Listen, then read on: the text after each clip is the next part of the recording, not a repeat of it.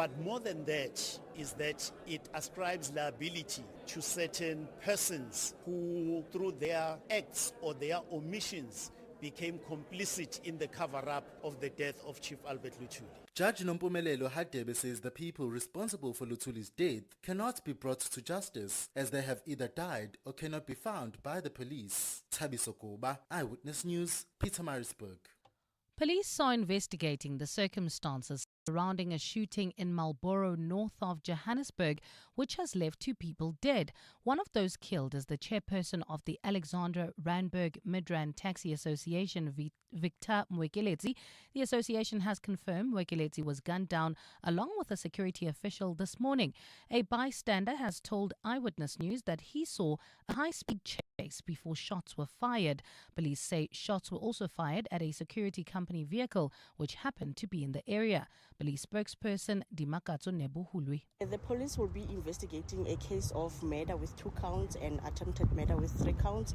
This is after following a shooting incident that happened here in Marlborough on 8th Street, whereby 2 vehicles that were driving together were ambushed by unknown suspects. Let's move to Pretoria now, where the Madlanga Commission of Inquiry has heard how tender tycoon Vusumuzi Matlala allegedly confessed to paying R500,000 towards the presidential campaign of Minister Senzo Mchunu. Following his arrest in May, Matlala allegedly told investigators that he had paid for flights and accommodation for ANC delegates to attend the party's January 8th celebrations in Cape Town. Witness C has been taking the inquiry through the details of Matlala's arrest today.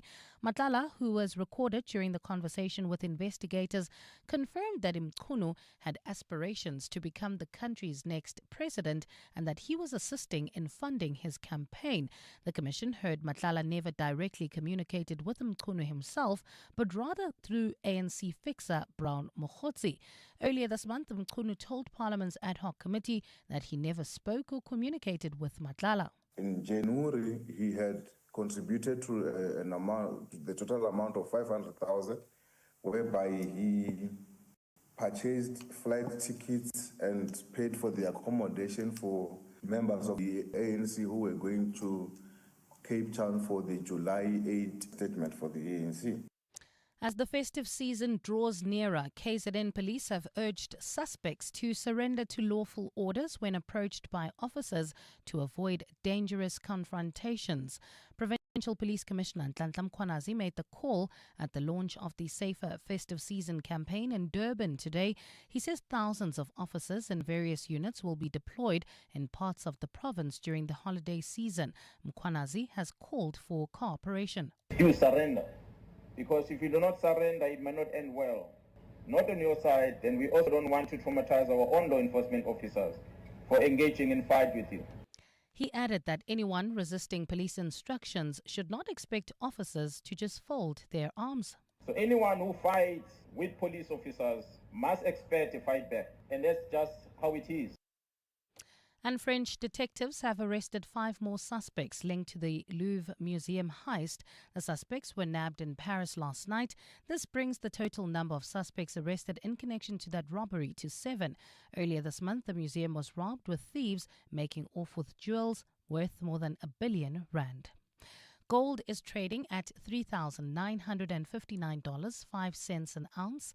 The rand is at 17.22 to the dollar, 22.69 to the pound, 19.98 to the euro, and Brent crude oil is at $64.55 a barrel.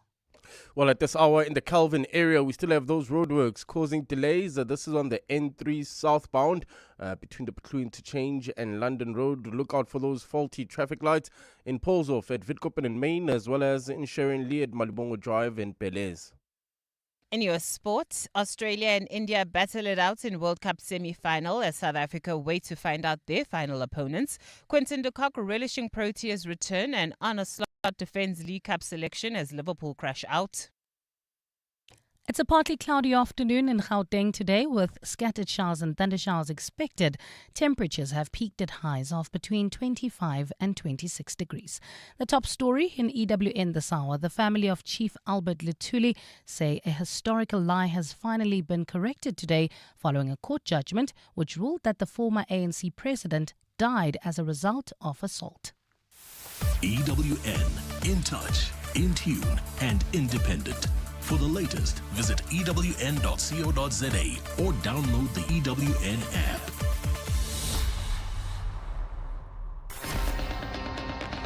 You're with John Perlman on 702. Streaming on the Prime Media Plus app, DSTV channel 856, 92.7 and 106 FM.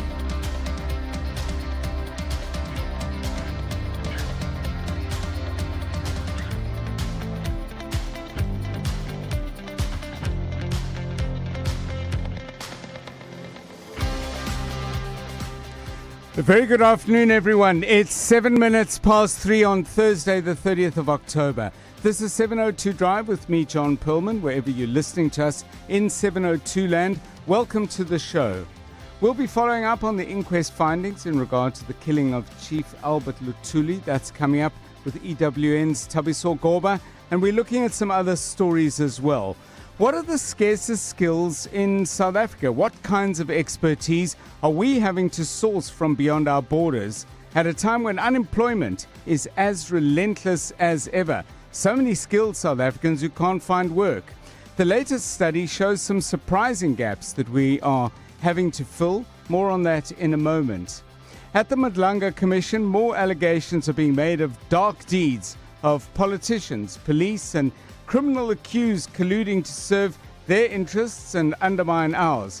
Oren Singh updates us on that after 4.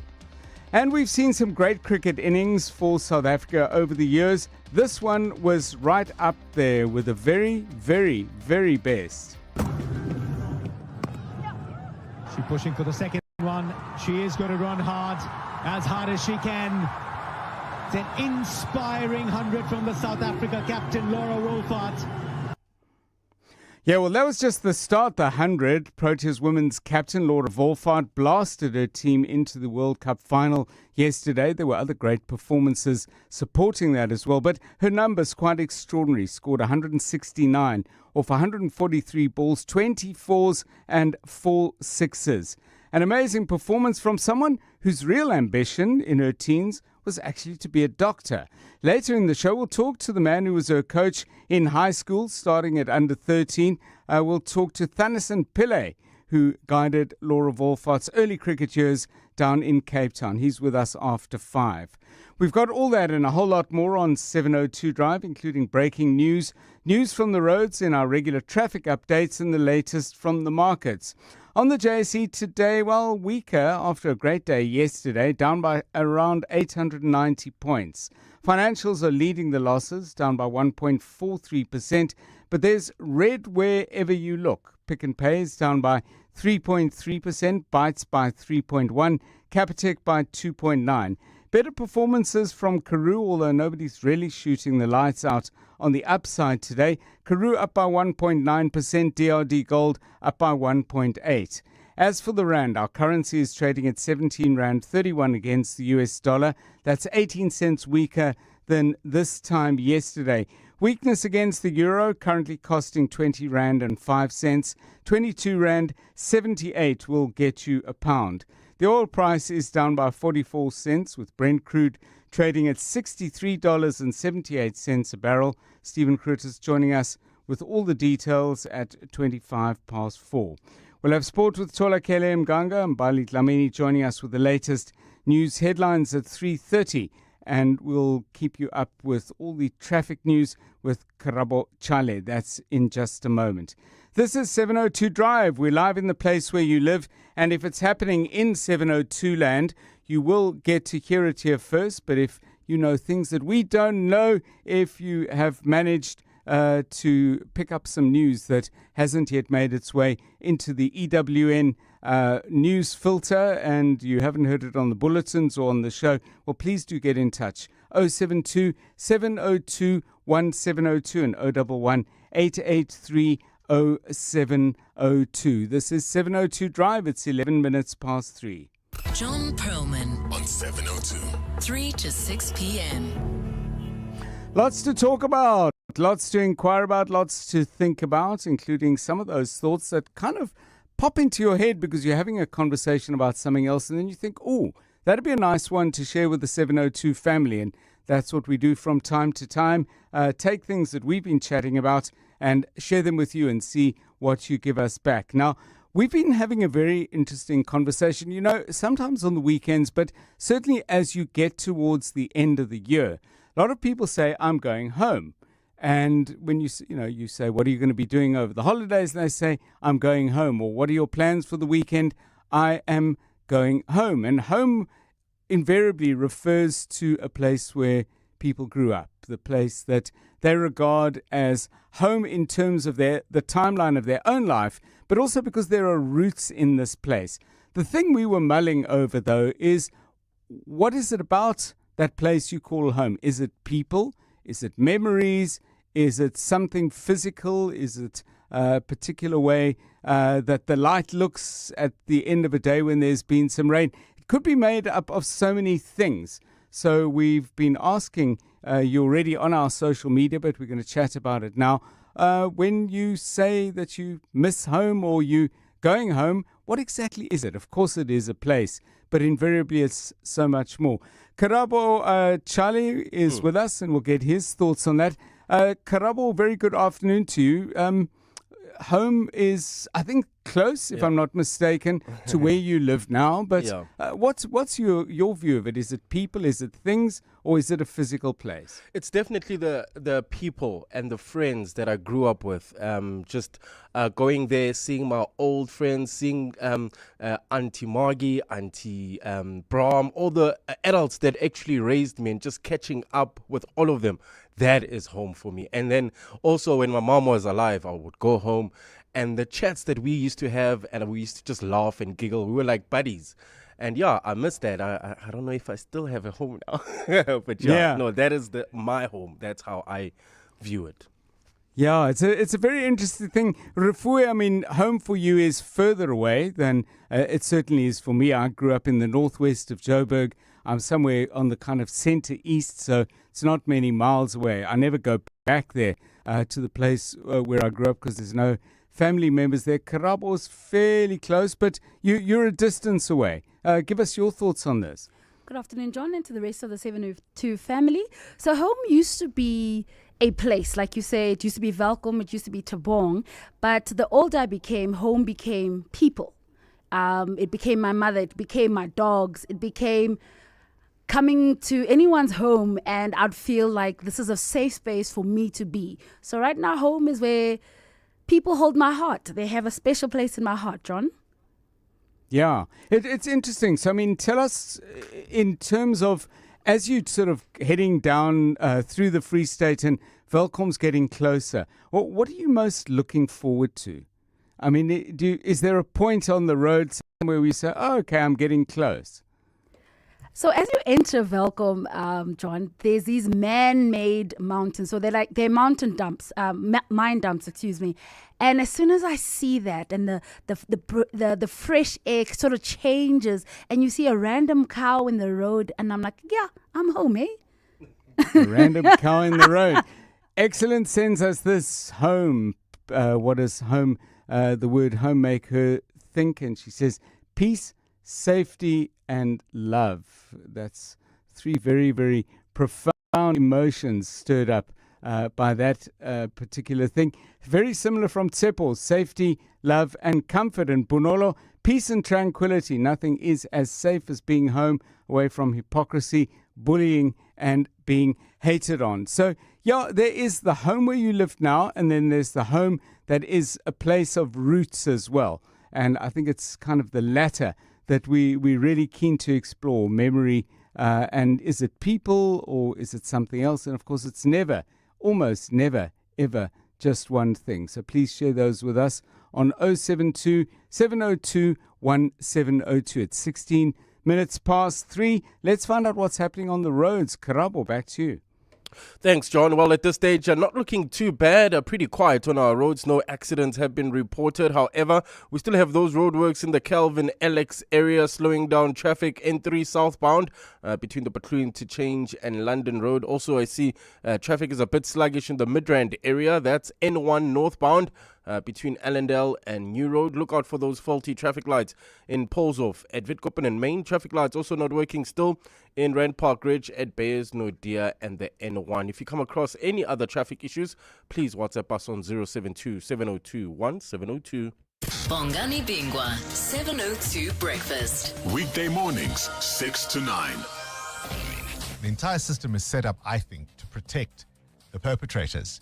And the thing about this kind of thing is, how many schools do you have to take your child out of? Because some parents just immediately think, let me take the kid out of the environment which fosters this kind of thing. How many kids are going to be taken out? Whilst the bully, of course, continues their merry life. And it's the victims who are left with the scars. Bongani Bingwa, 6 to 9. On 702.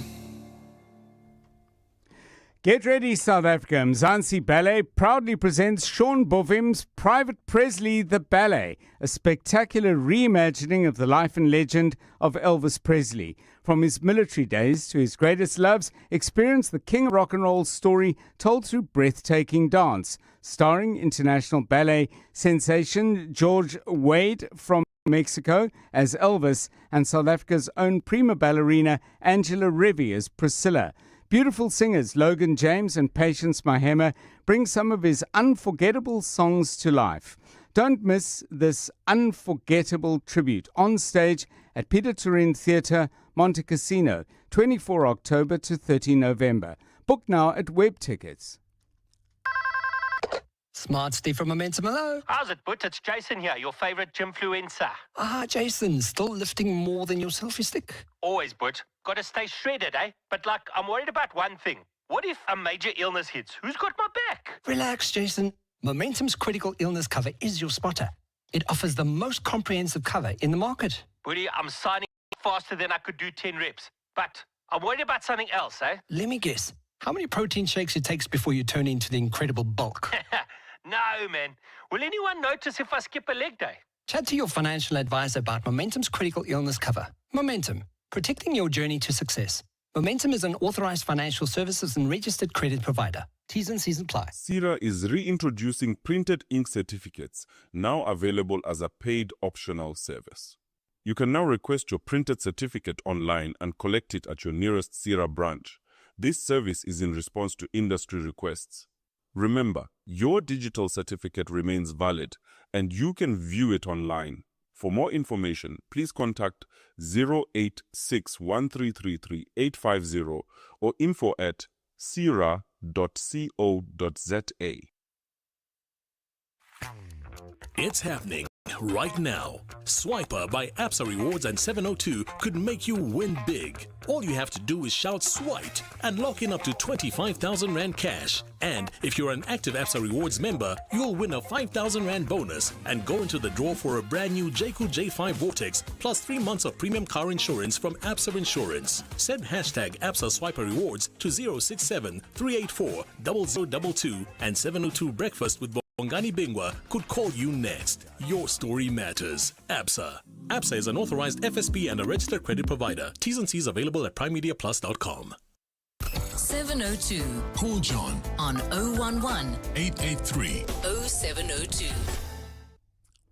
702 Drive. So we're asking you about home, that place you call home. And it doesn't necessarily mean the place where you're living all the time right now. It's in the way we had what we had in mind when we asked the question is that place where you have real roots, somewhere you grew up or where key family members are. Rafiwa is calling from Kempton Park. Good afternoon to you. Hi, John. How are you? Fine, thanks, Rafiwa. I hope you're well. Tell us about home. For me, John, I promise you, after politics, when I feel like I need my safe space, there's nothing like driving home to Lesotho to my dad's farm, seeing his smile, and then because he's a farmer, knowing that I'm going to get a plate of food and just about everything except maybe the salt on that plate is home cooked, is homegrown. That is my place of safety after politics. That's my home, not Kempton Park. Yeah, so it's really interesting. I mean, it's a mix of things because there's family, presumably there's memory as well. Did you grow up there? Not really. It's where my dad retired to, but my dad has Okay. always been my safe space. So, being a politician, sometimes community can be rough on you, and you Yes, want indeed. just that emotional safe space, and my dad represents that for me. When I go and I see him, that smile when he sees the car in the driveway waiting for me. He's 83 now, but that's my safe space. Plus, then I know the food, whether it's pap and cabbage and whatever food is being cooked, but it's all homegrown because my dad rears some pigs. He'll butter Yes. that with chicken, hard body, and all of it will be homegrown, not from the shops. Only the spice or the salt on the food will be from the shop because my dad's actually still farming. So there's nothing like sitting Yes. with him and enjoying that meal when I arrive and just feeling like, and nobody knows me here. Nobody's going to complain about anything. I can just be a human being for once. Thank you so much, Rafiwe. What a story. That drive all the way to Lesotho and a sense of tranquility and closeness and long and deep roots. How about you? Give us a call, 011 883 0702 and 072 702 1702. 22 minutes past 3. You're with John Perlman on 702. Let's walk the talk. Right, let's focus our attention now on the KwaZulu-Natal High Court, an inquest into the death of the ANC leader, Chief Albert Luthuli, first South African to win the Nobel Peace Prize. And the findings have overturned something that was presented as the truth for many, many decades indeed. Chief Albert Luthuli died on the 21st of July 1967 at the age of 58. The way he died, the court said, was very different to what's been presented as the truth. Tabiso Goba has the details. Tabiso, a very good afternoon to you. In essence, what did the inquest court find? Good afternoon. Good afternoon, John. Well, one of the, the few areas where how the inquest sort of got to the ruling that it has made. The judge did obviously admit to the fact that a lot of the people that were sort of present when Chief Albert Luthuli died have either passed away or cannot be found. So these are the train driver that is in question, the train conductor, but also the firemen. These are the people that testified in the original inquest in 1967 and said that they found Chief Albert Luthuli lying on the side of the train, of the railway track, and that he had been hit by a train. So those people couldn't be found. So what the court has sort of relied upon is some of the experts' testimony that has been presented during this inquest. This inquest started around April this year, John. So there's been a number of people who've testified. This includes people who actually saw Chief Albert Luthuli on the day of his death. And one of the things that the people that actually knew him is that they testified that even though he was of advanced age, that when he died, he was still of sharp mind and was still very someone who hadn't lost his mind. And the fact that, you remember that steam trucks or goods train around the 1960s, they were very loud. The ground literally shifted beneath your feet if a steam truck was heading towards you. So they couldn't believe that, this is someone that wouldn't be able to hear a steam truck coming towards them. But there was also a forensic pathologist who also looked at the post-mortem results and said that, some of the injuries that were sustained by Chief Albert Luthuli were not consistent with that of someone being hit by a train. But I think one of the most important testimony, John, was from a family member of a person called Bheki Mnyandu. Bheki Mnyandu was a young boy who actually witnessed white policemen hitting Chief Albert Luthuli with a spade repeatedly on the head. Now, that boy disappeared a few days after witnessing that. But before he disappeared, he actually recounted that story to his family, and that family was testified in the inquest and said that Chief Albert Luthuli was hit by a spade on the head repeatedly, and that's how he died. Tabiso Goba, a summary there of the findings of the High Court in KZN. Maybe you've got some thoughts on that, maybe your own memories for older listeners of that moment in the late 1960s when news came out of the passing of Chief Albert Luthuli. Call us on that on 011 883 0702, 26 minutes past 3. Drive home with John Perlman On 702, let's walk the talk. Well, South Africa is a country of so many contradictions, but one of them has always struck me is this, that on the one hand, we have huge, high levels of unemployment at all levels of the economy, although people with more skills and more education obviously not hit as hard as people who are looking for jobs perhaps at the other end of the wage and salary scale. At the same time, we have a skills shortage, and there's always an interesting survey each year that puts the skills shortage into perspective. It's called the Critical Skills Survey, and the findings for 2025 are very interesting indeed. To talk about this, we're joined by Marissa Jacobs, who's Managing Director at Expat Web. Ms. Jacobs, welcome, and thanks very much for your time.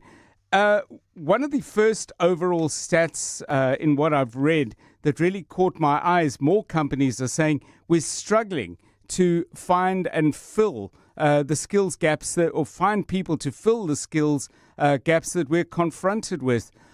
Why is that? Because we're so acutely aware of the need for training, the need to get people into jobs and give them the experience so they can match that with the whatever training they might have had, and yet it seems we're going backwards. Why? Good afternoon, John, and thank you so much for having me.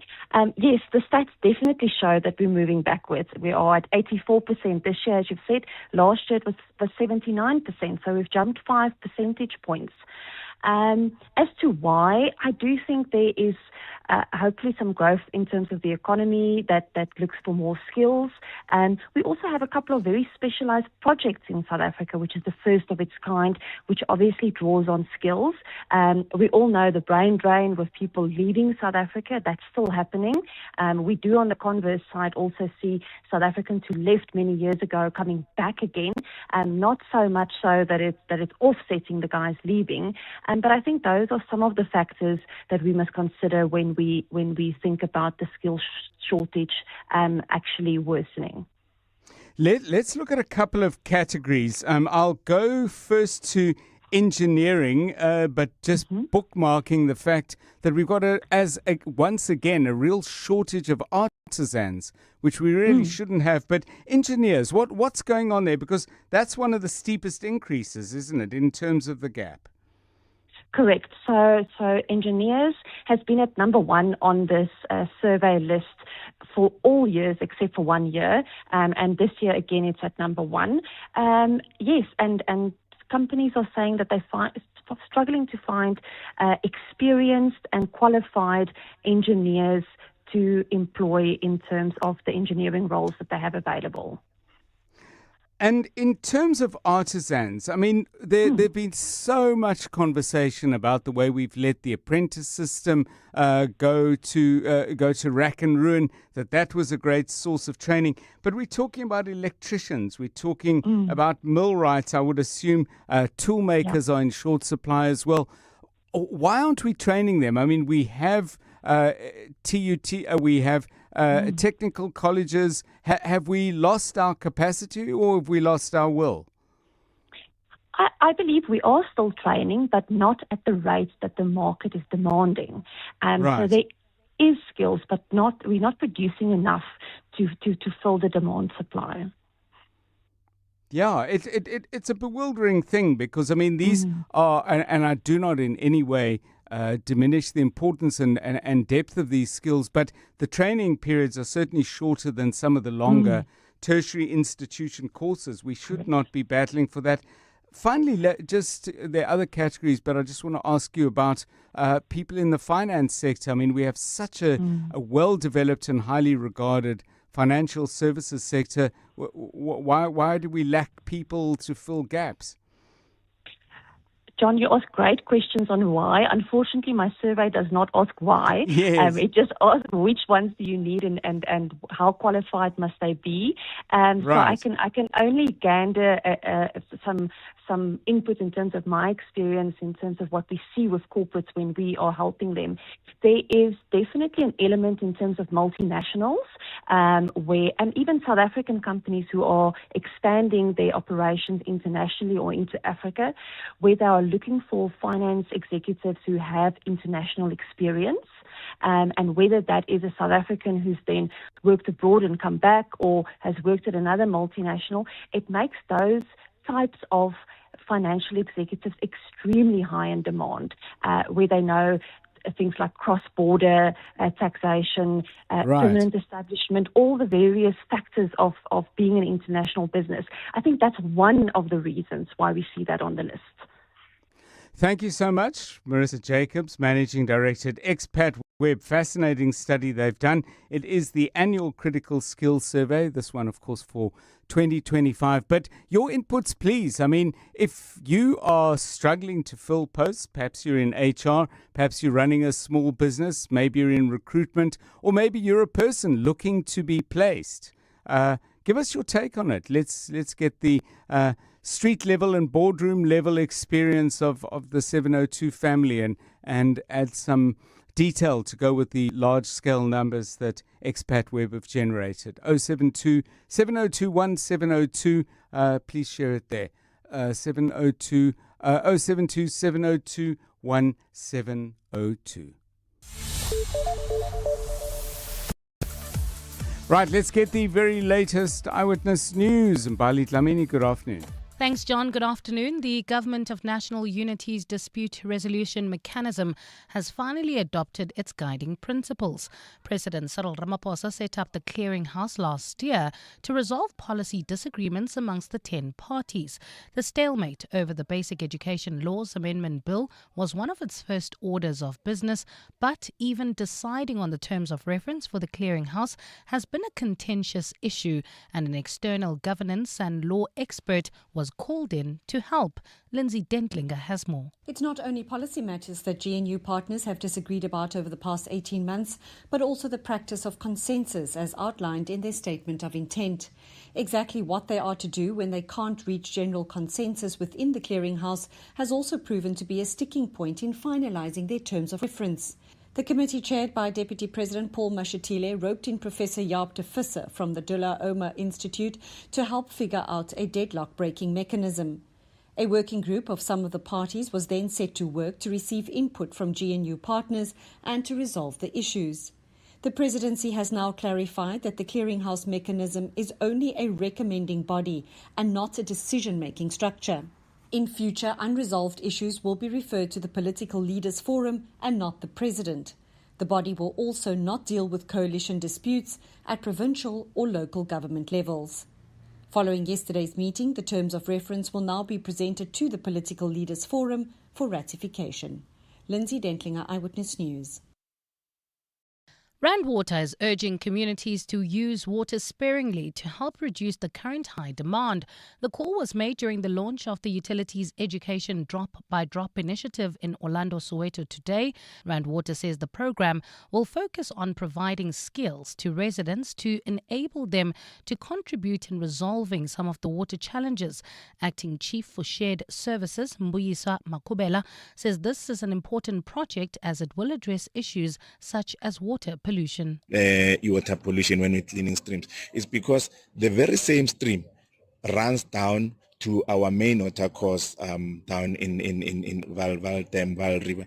Then we're contaminating that water. So it is important for us to start catching the contamination upstream. Let's move to the Western Cape now, where Rand Water is urging communities to use water sparingly to help reduce the current high demand. We will use to the Western Cape now. Close to 1,000 Khayelitsha residents marched to the Cape Town Civic Centre today, demanding better access to basic services. Protesters told EWN their roads are riddled with potholes, they have no working toilets, and the neighbourhood lacks electricity. ANC chairperson for the Dula Omar region, Ndithini Kido, joined the protesters. He says residents want equal access to services. There would be nobody who would come here in these big numbers for fun. These people are here because they really do not have toilets where they stay. They do not have access to running water. The shacks in which they reside, there are no access roads. And the Australian Maritime Safety Authority is investigating the circumstances surrounding the death of an 80-year-old woman who was found on a Great Barrier Reef island after being left behind by a cruise ship. The BBC reports that the woman was hiking on Lizard Island with a group of passengers from the Coral Adventurer cruise ship. It is suspected that she got separated from the group when she took a break. The ship then left the island and returned hours later to search for the woman, only to find her dead. It's a partly cloudy afternoon in Gauteng with scattered showers and thundershowers expected. Temperatures have peaked at highs of between 24 and 26 degrees. Midrand accident scene N1 northbound near New Road causing heavy delays from the Batlu interchange, while in Calvin roadworks slowing down traffic N3 south between the Batlu interchange and London Road. And look out for those faulty traffic lights in Paulsdorp, Witkoppen and Main Road.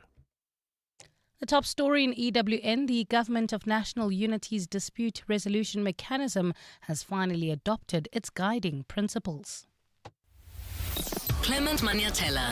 Weekday mornings, 9 to 12. 9 to 12. The industry has changed from the time when you got into it. Yeah. And I wonder what your reflections are, because sometimes when I speak to like quote unquote veteran actors, they often complain about the new breed of actors that are coming up that are more popular on social media, but they're not really actors. That's the thing. I mean, you spoke about dumbing down the writing. You know, it's part of those things. When, producers come up to you and they will tell you or force you to hire someone because they are popular on social media, it becomes something else. And then you get into that and it becomes really frustrating because the old guard like us, we kind of feel like you're taking this for granted. Award-winning actor Rapulana Sipemo. Clements Maniatella. 9 to 12 on 702. Celebrate the diverse musical expressions that connect us across borders, languages and cultures, honouring ancestral sounds that have echoed across the continent for generations. It's happening at Nyrox Sculpture Park in the Cradle of Humankind on Sunday the 2nd of November. Good Neighbours is a dynamic gathering of African artists, both emerging and established. They'll be exploring indigenous instruments, layered harmonies, rhythms, and innovative interpretations of traditional sounds. Featuring Amadodana Asiwesile, Zawadi Yamungu, and Silent Ngo, among others, as well as MC Loyiso Gola. Limited tickets are available from nyroxarts.com. Nyrox is a private not-for-profit foundation to benefit the arts. All income is used to maintain the grounds, the artist residency program, and artist support.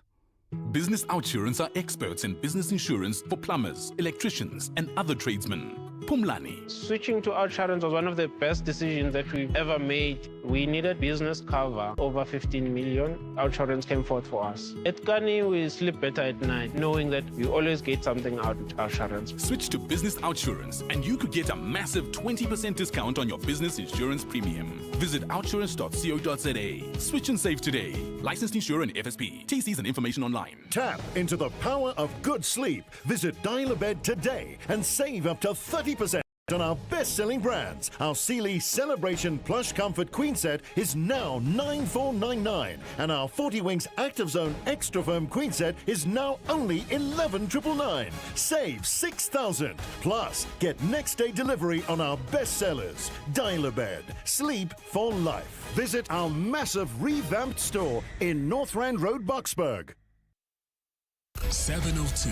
WhatsApp John on 072 702 1702. So I grew up in Grahamstown in the Eastern Cape. And yeah, for me, it's just, it's a massive sort of farming sort of community that I was kind of brought up around. And for me, the best thing is just the mentality. Obviously living in Johannesburg now, firstly, it took so long to get used to the pace. And now it's, you're used to it. And, so it's nice to take a step back sometimes when you go back home and you're just surrounded by this calm nature, this calm sort of environment. It's like taking a step backwards. That's what I love so much about it. Just sitting in a small pub or something and people talking or telling you about their farm stories and this and that and just having a laugh. But that's it for me. Hi, John. Alex here in Parktown. So I've been resident in Joburg for the last last 19 years, and home is in Bulawayo, Zimbabwe, and I can only go there really maybe every 2 or 3 years. But wow, boy, that experience, laid back vibes, all the old traditional foods that we grew up eating, meeting all the childhood friends. Sometimes a bit of excessive drinking, but even all the organic food that you buy at exorbitant prices at Woolies here, we just get that from the market there, and it's a really, really good experience. Yeah, thanks guys. Cheers, bye. Yeah, thanks for those. I mean, really lovely getting this sense of home and roots. And Cabello sent me this on X. You can follow me there, by the way, at John Perlman. Follow the station equally on the same platform at Radio 702.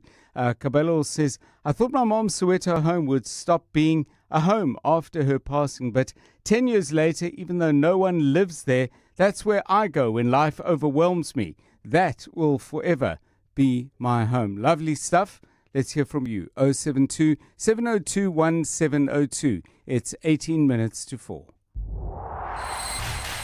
EWN Sport. Tola Kele, very good afternoon to you. I'm still buzzing from yesterday's cricket, but there's a whole lot more going on as well. Absolutely, John. And we do start at the Women's World Cup. That's where Australia were all out for 338 against India in the second semi-final.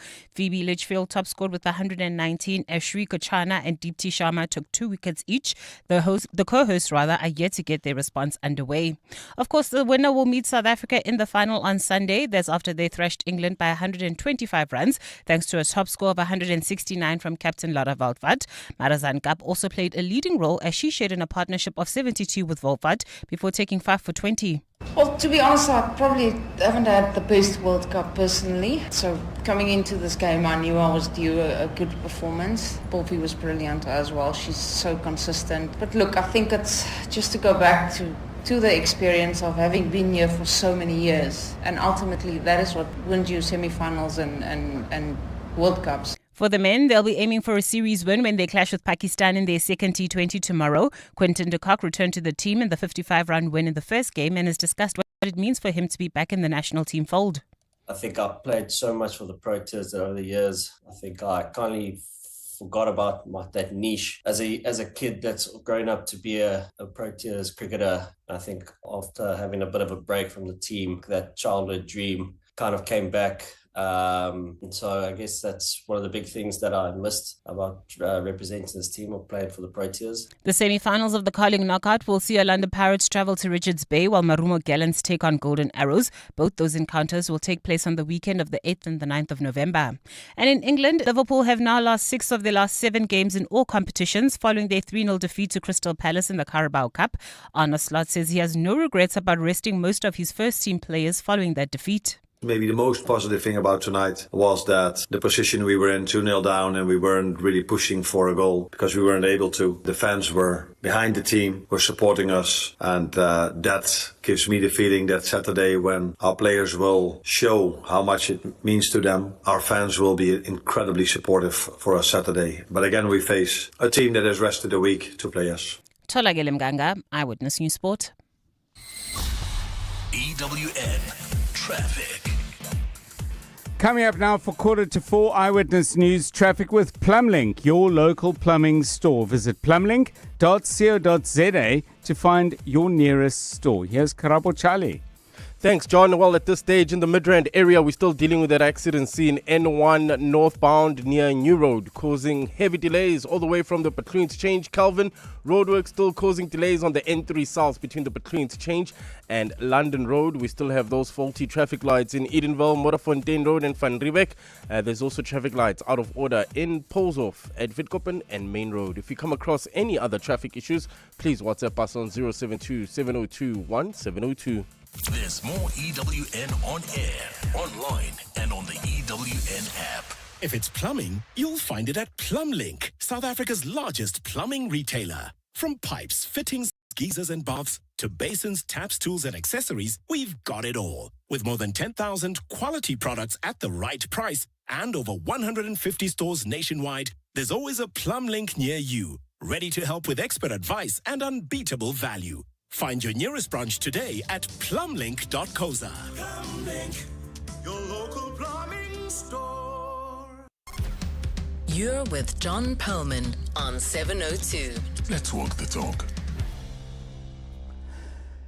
702 Drive. So quite a lot of you are sending us your thoughts about what feels like home and what does home feel like. Lovely stuff. Please keep it coming on 011 883 0702 and 072 702 1702. Tolakele, if I was to ask you about home, where is it? What is it? Is it even a place, or is it more a feeling than anything else? I would say too, it's a feeling because it's wherever my mom is. I'm very much like a mommy's little girl. So wherever she is, I'm there.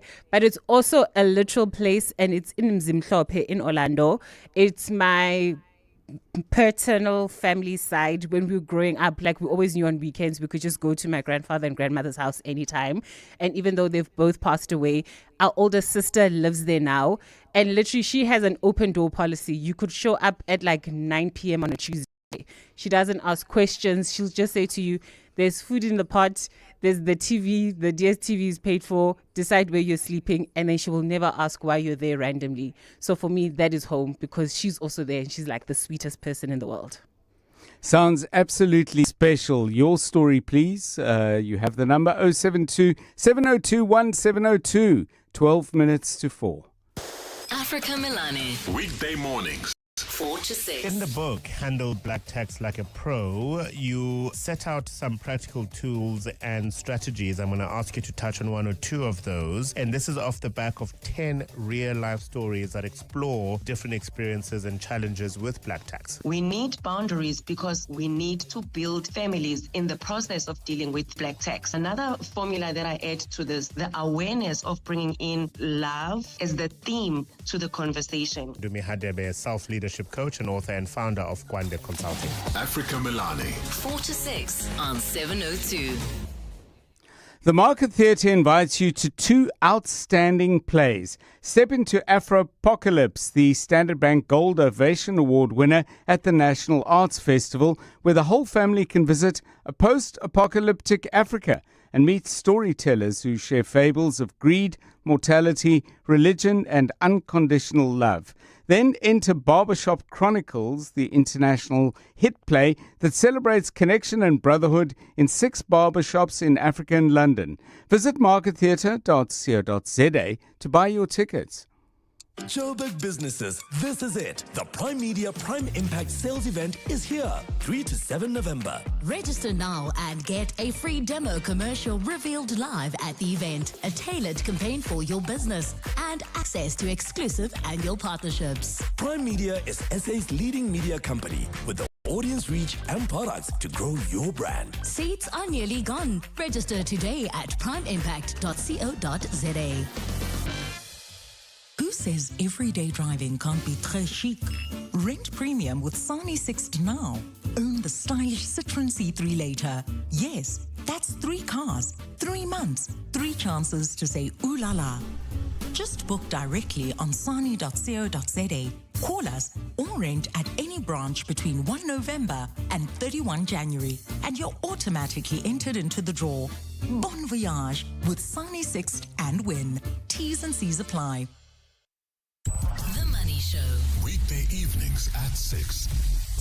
The Pay Inc. Net Salary Index is up for the 6th consecutive month in September. It tracks the average nominal net salaries of over 2 million people with jobs in South Africa. Shigaran Naidu is the head of stakeholder engagements at Pay Inc. Even though we've got such a high unemployment rate, there's at least some positive signs that there is employment that's taking place. So I think it's pretty much reflective of a good news story.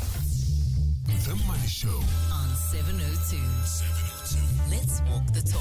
The Money Show, Stephen Grootes, is brought to you by ABSA Corporate and Investment Banking, proud sponsor of the ABSA Africa Financial Markets Index 2025. The insights to guide you through Africa's financial landscapes are waiting for you. ABSA is an authorized FSP and a registered credit provider. T's and C's apply.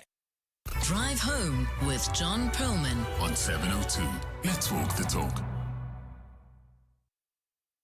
7:02 Drive. It's 9 minutes to 4 o'clock now. Great to have you with us on the show. Coming up after 4 o'clock, Oren Singh, our EWN reporter colleague, is at the Madlanga Commission where, the stories get deeper and in many instances darker, and the levels of collusion between, certainly this is at the level of allegation, politicians and criminal accused and senior police officers continue to be as disturbing as they were at the start of the process. Oren with us at about 10 past 4. You're with John Perlman on 702. 702 is in conversation with Auto & General. Never not there. Auto & General is a licensed non-life insurer and FSP T's and C's online. Hosting an event, whether it's a wedding, a festival, or a corporate function, comes with excitement, but responsibility as well. Accidents can happen, and when they do, you can face costly claims for injury or damage. That's where Auto & General's events liability insurance comes in. So today we're joined by Storm Mhlambi, who's Senior Manager for Specialist Liabilities at Auto & General. She's joining us to unpack how this cover works, who needs it, and why it's changing the game for event organizers across South Africa on 702. Ms. Mhlambi, welcome and thanks for giving us your time on 702 Drive. Thank you so much for having me, John. So, I mean, there are such a wide variety of events. You know, just in the introduction, I spoke of a festival and a wedding. Unless you've got a huge number of friends, I would assume a festival is going to be a bigger event. But it does sound like you cater to events of a wide range of types and sizes. How does it work, and why did you decide to develop this product? Yeah, we absolutely do. I think we cover all types of events, but also we cover the people who service these events, whether they be electricians that are putting up lighting, people putting up stages, it could be caterers, DJs. So we cover the events, but we also cover the small businesses or large businesses that service these events.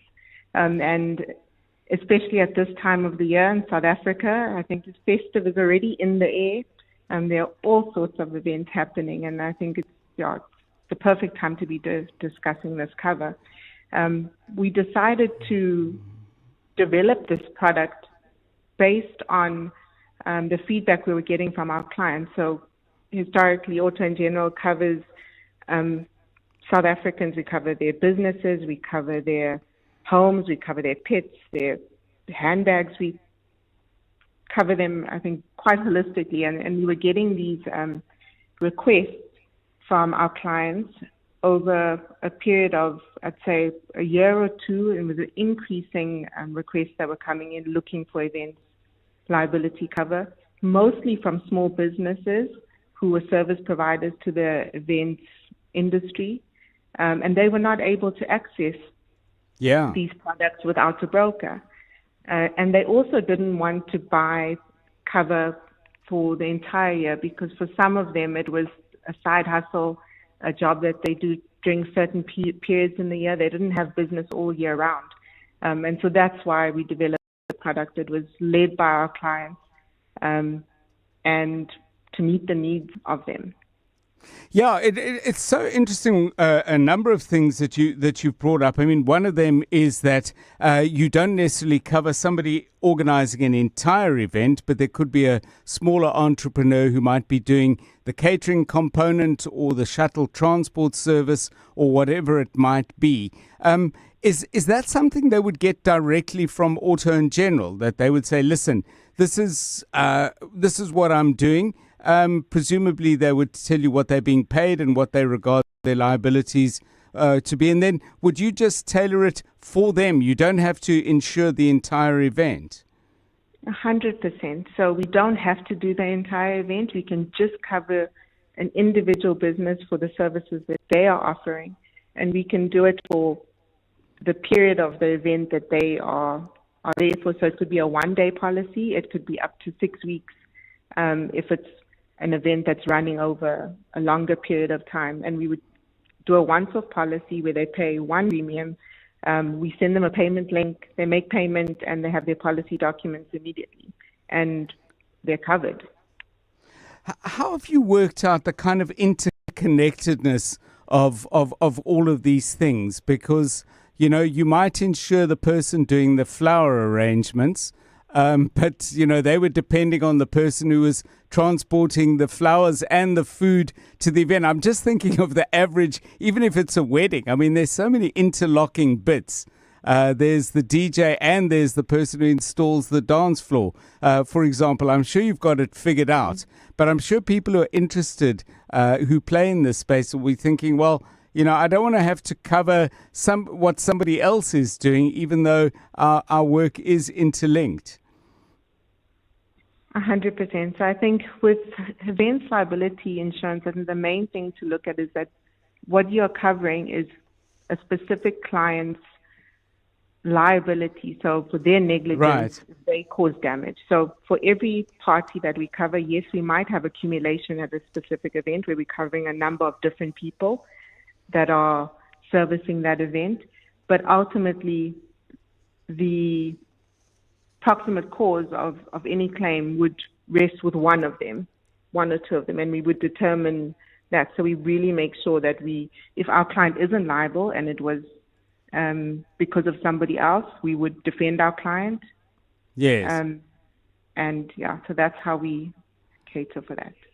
Yeah, well, thank you. It's fascinating. Storm Mhlambi is Senior Manager responsible for specialist liabilities at Auto & General. And by the way, if you're in the events business, I would have thought it's really high-stress stuff, you know, because, A, you've got to deliver your part to perfection. I'm thinking of weddings, but conferences and other kinds of functions as well, where people are expecting perfection on the day. And everybody's invested a huge amount in. Maybe you've got some stories, and maybe you, in listening to this, are thinking to yourself, well, maybe I might want to get some liability insurance as well. But if you have a story to tell, please do share it on 072 702 1702.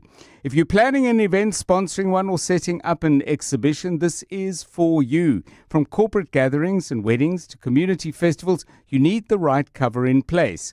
With Auto & General Events Liability Insurance, you're protected against sudden issues like third-party property damage or accidental injury. It also covers once-off celebrations or multiple events throughout the year. For more information, visit autogen.co.za. Auto & General is a licensed non-life insurer and FSP T's and C's online. 702 Afternoons with Relebohile Mabota, 1 to 3 p.m. Can you share with us, Lira, in terms of some of the things you've had to change in your life, not just because you have the stroke and it affected things like your speech, but because now you know what you know and you don't want to get to that place of getting hit by a stroke again? It's important for me to manage my stress. I feel that calming down my stress levels is better for my recovery. So I take time to exercise and I eat well and I take slow mornings and I do the things that I love to do. So I keep stress away daily by doing that. 702 Afternoons with Relebohile Mabota. Let's walk the talk. This summer, the KZN Tourism and Film Authority invites filmmakers, producers and storytellers to discover why KwaZulu-Natal isn't just a destination.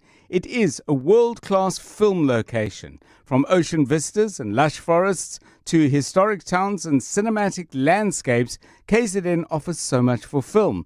Whether you're shooting a feature series, commercial or documentary, make this summer the season your story comes alive in the magical Zulu kingdom. Visit kznsa.com and follow @FilmInKZN to plan your film journey through KwaZulu-Natal. Here's the thing about running a business. It needs constant connection with reliable communication between you, your staff, and customers. That's why the right partnership matters. Get Cloud PABX from Telkom Business, a unified communication solution that makes connecting easy from just 161 rands per month. This summer, your business deserves the best. Visit telkom.co.za/business for deals that keep your business online all the time. T's and C's apply. Telkom Business. Possible begins here. To celebrate 25 years of helping you live the Premier life, FNB Premier is giving you a chance to win a 14-day European tour experience and other cool monthly prizes. Open any FNB Premier account from September to 31 December 2025. Switch your salary, swipe or tap a minimum of 2,000 Rand per month for 3 months straight. Spend and win with FNB Premier. FNB, help changes everything. TCs and competition rules apply. FNB, a division of First Rand Bank Limited, an authorized financial services and credit provider. This is EWN. The DA does not think Brink's return as Joburg's city manager is a good move, and Mashatile welcomes inquest ruling into Luthuli's death.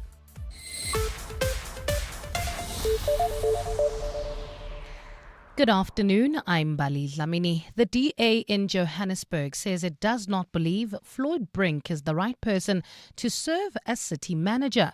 Brink was reappointed to that position today despite controversy surrounding his previous tenure. He was removed from office in December last year after the Gauteng High Court found his appointment to have been irregular. The ANC-led coalition supported his reappointment while the DA chose to abstain from the vote. Alpha Ramashwana reports. The ANC had been split over who to back for the position of Johannesburg city manager.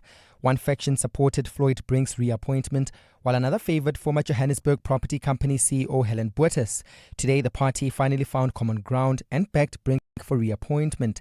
DA caucus leader Belinda Kaiser Echiozo-Njoku says it was unfortunate that the appointment of a city manager became so highly politicised. We are not going to get involved in the ANC internal factional battle because we know that this is about the ANC internal factional battle. The DA abstained from the vote.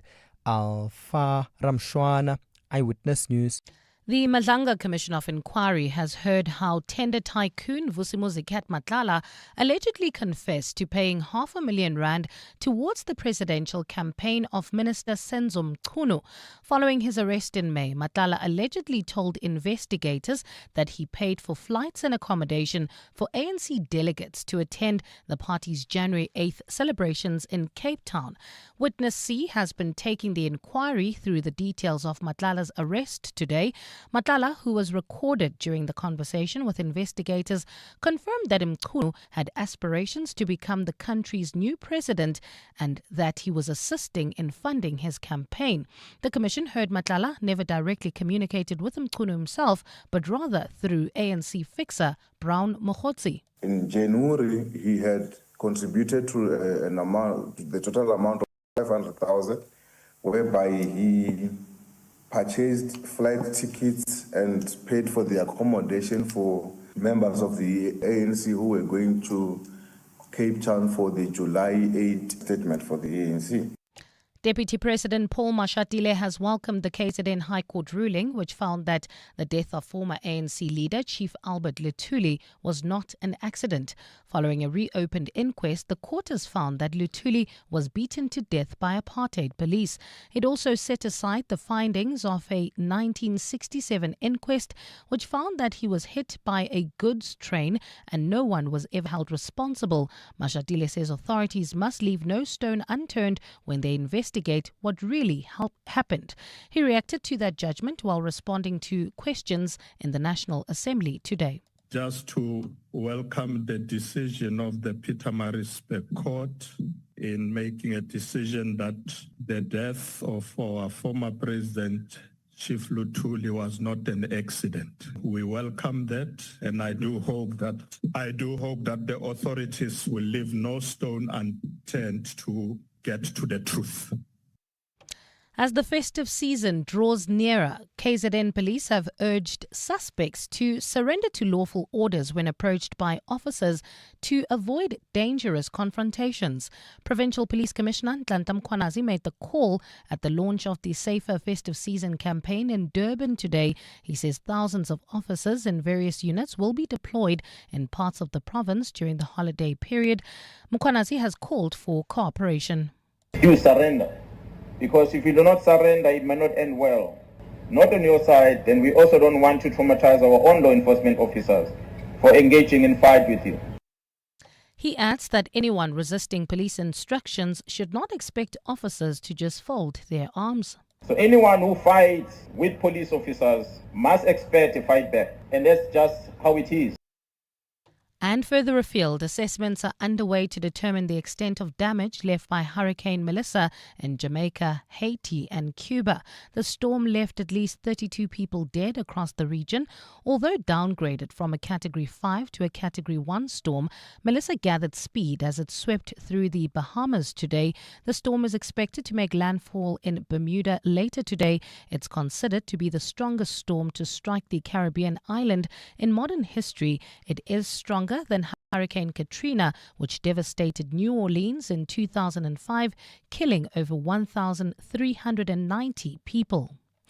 Gold is trading at $3,959.08 an ounce. The rand is at 17.24 to the dollar, 22.67 to the pound, 19.98 to the euro, and Brent crude oil is at $64.55 a barrel. Boksburg expect about a 20-minute delay N12 eastbound between the R21 Rietfontein off-ramp and Atlas Road due to an earlier accident. In Midrand, there's also an accident scene N1 northbound near New Road, causing heavy delays from the Patlu interchange, and driving through the Joburg CBD traffic sluggish. M1 southbound between Killarney Bends and the Crown interchange. In US sport, Australia and India battle it out in World Cup semi-final as South Africa wait to find out their final opponents. Quinton de Kock relishing Proteas' return, and Arne Slot defends League Cup selection as Liverpool crash out. A partly cloudy Friday in store for Gauteng tomorrow, with afternoon thundershowers expected. Johannesburg dropping to overnight lows of 13 degrees, peaking at 22, and both Pretoria and Vereeniging will drop to lows of 15 and a high of 24. The top story in EWN this hour: the DA in Johannesburg says it does not believe Floyd Brink is the right person to serve as city manager. EWN, in touch, in tune and independent. For the latest, visit ewn.co.za or download the EWN app. 7:02. Drive home with John Perlman. John Perlman, 3 to 6 p.m. on 92.7 and 106 FM. Let's walk the talk. 7:02 Drive. It's 9 minutes past 4. It's great to have you with us on the show. Coming up over the next half an hour or so, we're going to go across to the Madlanga Commission of Inquiry. It keeps coming out and coming up, all these issues around politicians and people who are accused of serious crimes, as well as senior police people, all in something of a hot and really alarming mess where it would seem people putting their own interests well ahead of any interests that they might consider as paramount for the rest of us. Oren Singh, keeping an eye on the Madlanga Commission. He joins us shortly to give us his thoughts on that. Then we're going to talk to a rather remarkable mechanic. A wonderful story in the Star that I'll tell you a little bit more about. A Mercedes-Benz that has been going for decades now and has racked up over 1 million kilometers and is still going. Adil Mears, a mechanic at Sportline Auto, joining us to talk about that at about 20 minutes past 4. Later in this hour, we'll give you some advice about putting in a borehole in the place where you live. There's some important legal things to consider. That's in our weekly feature, Your House, Your Home. And then after 5, I'm really looking forward to this, a quite remarkable piece of South African sporting excellence in a year in which there has been sporting excellence in abundance. What about Laura Wolfhard yesterday and the innings she played as a central reason why we are now in the World Cup Women's Cricket Final taking place in India on Sunday? We'll talk to Laura's first coach, Thanison Pillay, principal at Sunridge Circle High School, who worked with her when she was very, very young indeed, just 13, and finding her way into the world of cricket while she held aspirations to be a doctor. Yep. It doesn't always work out the way you plan, but I'm looking forward to that conversation and those stories coming up after 5 o'clock. It's 11 minutes past 4. 702. WhatsApp John on 072 702 1702. Howdy, John. I think to me, home is somewhere that you can put your feet up. It's not a hotel room. It's not a friend. It's not a vacation holiday. It's somewhere where you can put your feet up, you can rest, but probably most important, you can be yourself. You know, I'm on my way home now and I'm looking forward to making a cup of coffee, putting my feet up, putting the news on or some sport, in your shorts, relaxing on the couch, and you have nobody to be wary of. You have nobody to try and please. It's your place and it's your comfort. Always when I travel and I leave the country, I always want to come back home, and it's always exciting to come back home. But the one time I went to the States for about a month and I was really homesick and missing home. And as I landed at OR Tambo and I went into the airport, I needed to go to the restroom. And as I walked into the restroom, the smell of a South African public restroom it almost brought me to tears. Just being home felt so good, even if it was the smell of a public restroom. There's a South African smell to our public restrooms that we have in South Africa that beats nothing else. That's home to me. Wow. Okay. Well, I've heard of many, many things. I mean, when I think of quintessential South African smells, I would have thought the smell of a very hot tar road in Johannesburg at the end of a scorching day, and we've had a 4 o'clock thunderstorm and the steam is rising. South African restroom? Well, hey, okay. That's new for me, but that's wonderful. Thank you very much. This from Lerato, because we've been talking about different things, I guess. Home, the house you come home to that you feels like home, and then home where there's a connection to another part of the country and perhaps other people as well. And Lerato sent us this, which is wonderful. When I say home, I'm referring to my mother's house in Matatiele in the Eastern Cape. I feel a sense of calm and peace when I'm there because it always feels like life is slower. When driving from Joburg, I know I'm home when I see the mountains and smell the clean air. My apartment in Joburg is my secondary home because it's also a place where my children and I share our daily lives, and it's my source of tranquility and happiness after a long day's work. And then this from Refilwe, very poignant, I think. I understood after my granny's passing, she was the real home, and she left with that. And Nati responds to what Refilwe posted and says, sounds familiar. So, yeah, we're learning a lot about all of you and about different places and different things that evoke that feeling of being at home. 14 minutes past 4. EWN Traffic. Eyewitness News traffic with Plumlink, your local plumbing store. Visit plumlink.co.za to find your nearest store. Karabo Charlie, keeping an eye on the roads for us. Good afternoon. Afternoon, John. Yes, we're still in the Ekurhuleni area, Boksburg, where you can expect about a 20-minute delay on the N12 eastbound between the R21 Rietfontein off-ramp and Atlas Road. This is due to an earlier accident. Midrand, we still have that accident scene on the N1 northbound near New Road, also causing heavy delays from the Patlu interchange. So rather use the R55 or Old Pretoria Road as alternatives. Calvin heading towards Germiston roadworks, causing heavy delays on the N3 southbound between the Patlu interchange and London Road. Driving through the Joburg CBD, traffic is also sluggish on the M1 southbound between Killarney Benz and the Crown interchange, and finally Protea Glen bumper to bumper traffic on the N12 westbound between the R554 Abu Bakr Drive and the R558. If you come across any other traffic issues, please WhatsApp us on 072 702 1702. There's more EWN on air, online, and on the EWN app. If it's plumbing, you'll find it at Plumlink, South Africa's largest plumbing retailer. From pipes, fittings, geysers, and baths to basins, taps, tools, and accessories, we've got it all. With more than 10,000 quality products and over 150 stores nationwide, there's always a Plumlink near you, ready to help with expert advice and unbeatable value. Find your nearest branch today at plumlink.coza. Now open at 67 Voortrekker Road, Oudtshoorn. Plumlink, your local plumbing store.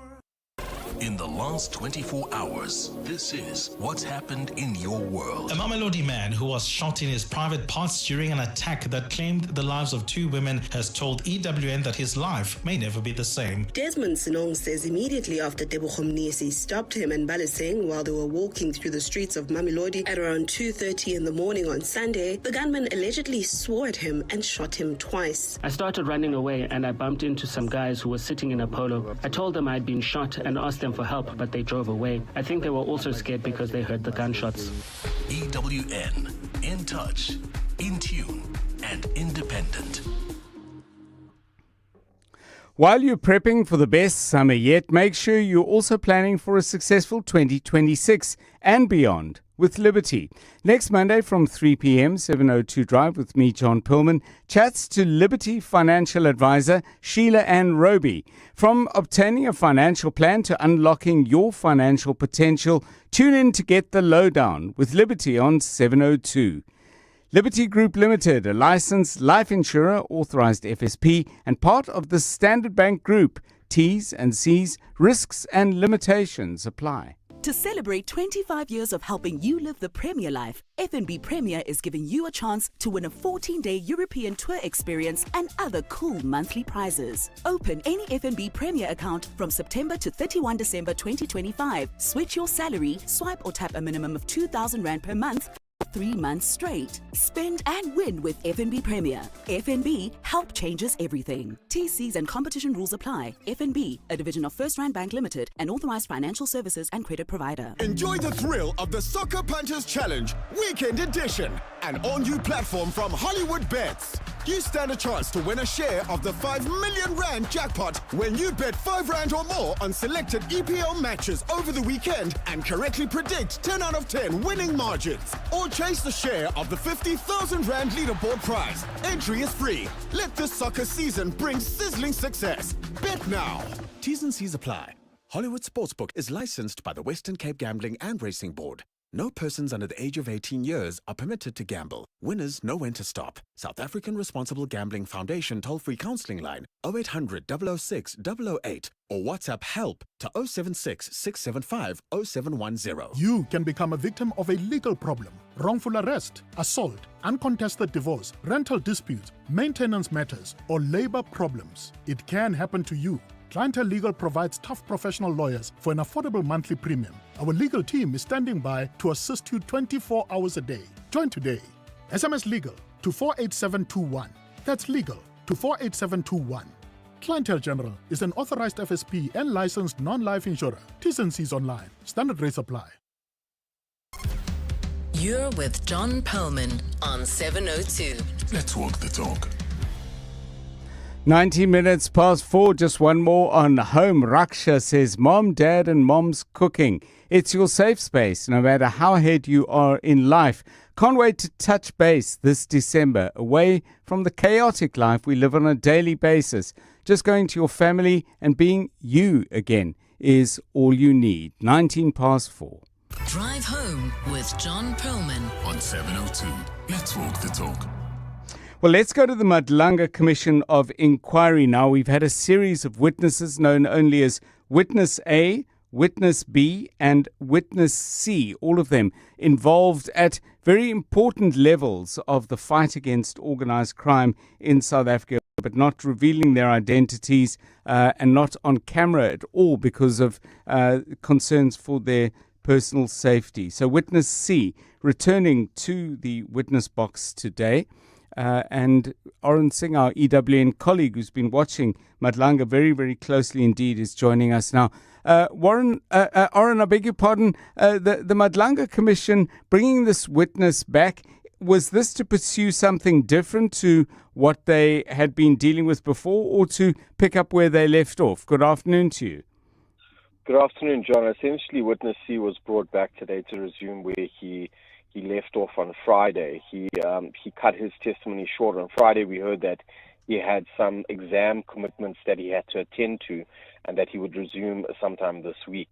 They picked up today and he carried on with his testimony.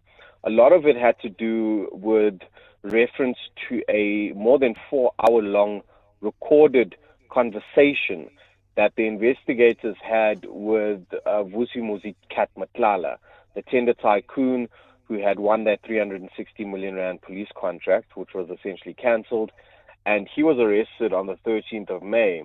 And upon his arrest, police had a conversation with him, which he consented to having that conversation recorded. And we heard a lot from what was contained during that conversation today in his testimony. So what I mean, 4 hours is a lot of ground to cover, and obviously in the interest of time, you're going to have to pick out what really jumped out for you. Oren, what did? Well, we didn't get to hear the full recording, and they kind of summarized it for us with witness his testimony.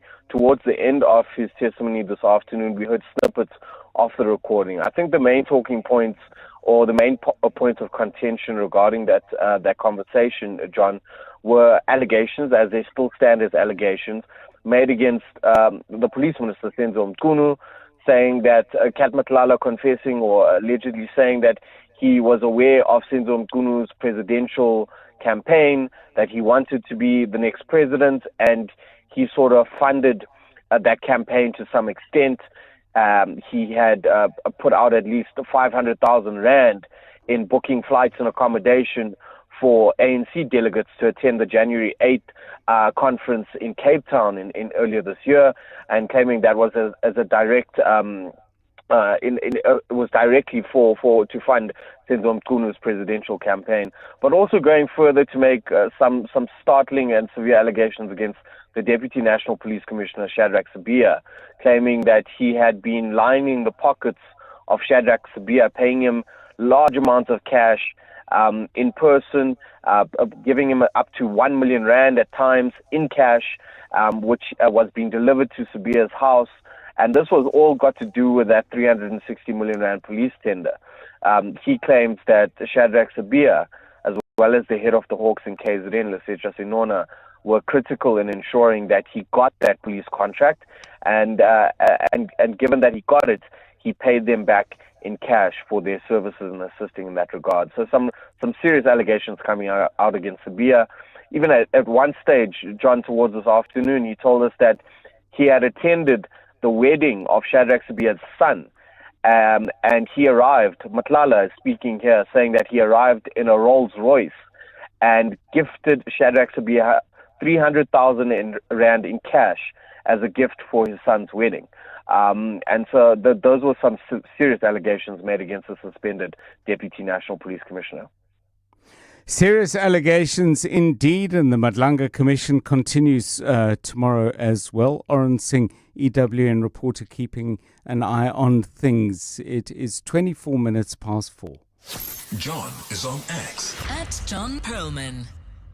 Well, a really wonderful story in the Star. The journalist Sifiso Mahlangu has taken a look at a remarkable car and a rather remarkable man who's kept this car going. Now, let me just give you the numbers or the details. The Mercedes-Benz C200 W202 is the vehicle in question. But what's remarkable about it is that this vehicle has been going for over 3 decades, and it's been kept on the road with more than 1 million kilometers on the clock by my next guest. Adil Mia is a mechanic at Sportline Auto and joins us now to talk about what seems to me, at least, who wouldn't know how to fix a car at all, to be a quite remarkable feat. Adil, very good afternoon to you, and thanks for giving us your time on 702 Drive. When you started working on this Mercedes, did you say to yourself, well, okay, I'm going to see how long I can keep this going, or did that just happen as you went about doing your excellent work?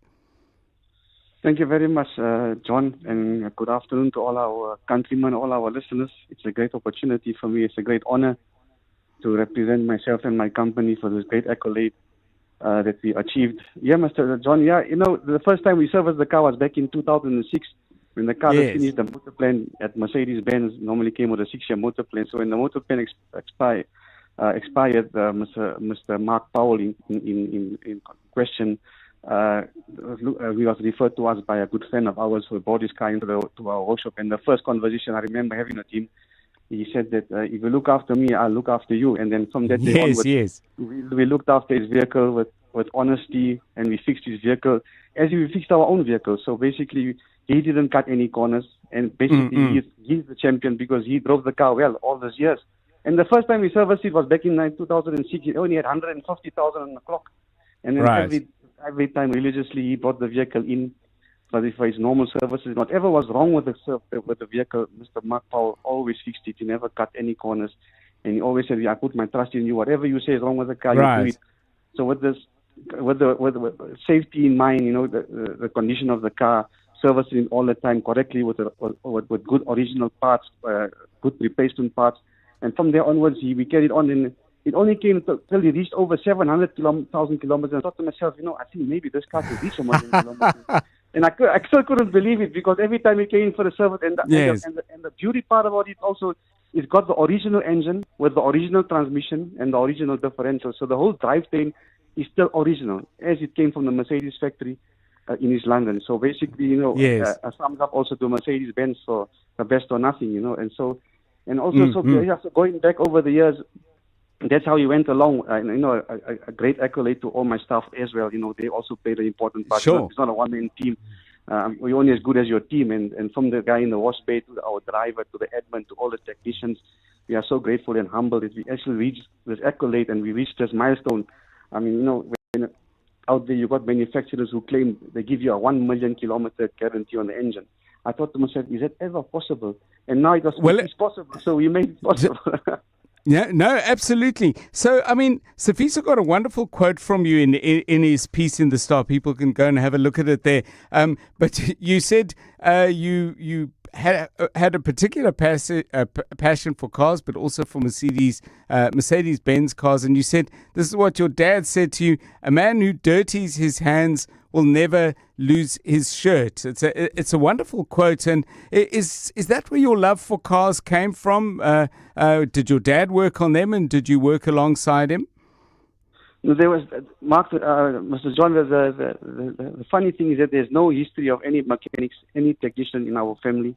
Yes. My dad gave me the advice that, son, do a trade, and you'll never look back. He mentioned the quote, and another very wise quote he gave me says, quality is remembered long after the price is forgotten. So always do the best on the car, son, and use the best quality parts. Give your best quality service, and you won't look back.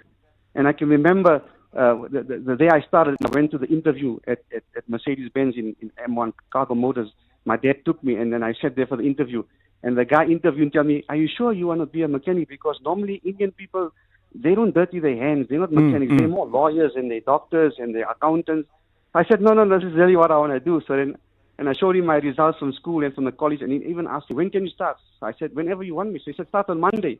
And I remember I started, this is also irony, I started on the 8th of the 8th, 1988. I started my apprenticeship at Mercedes-Benz in M1 Slough Street, Cargo Motors. And so how to repair a car, how to fix a car. And the main thing, I think, Mr. John, is that always be honest with whatever you do in your life or anything. Be honest. Tell the customer what's wrong with the car. Tell him how you're going to fix it, how much it's going to cost, what parts you're going to use. And don't cut any corners. And always repair a car like it's your own vehicle. Yeah, thank you. So much more to talk about, but we'll have to leave it there with Adil Mir, who's a mechanic at Sportline Auto. Quite remarkable. Kept this Mercedes on the road over 3 decades. It's past the 1 million rand mark on the clock. Great stuff.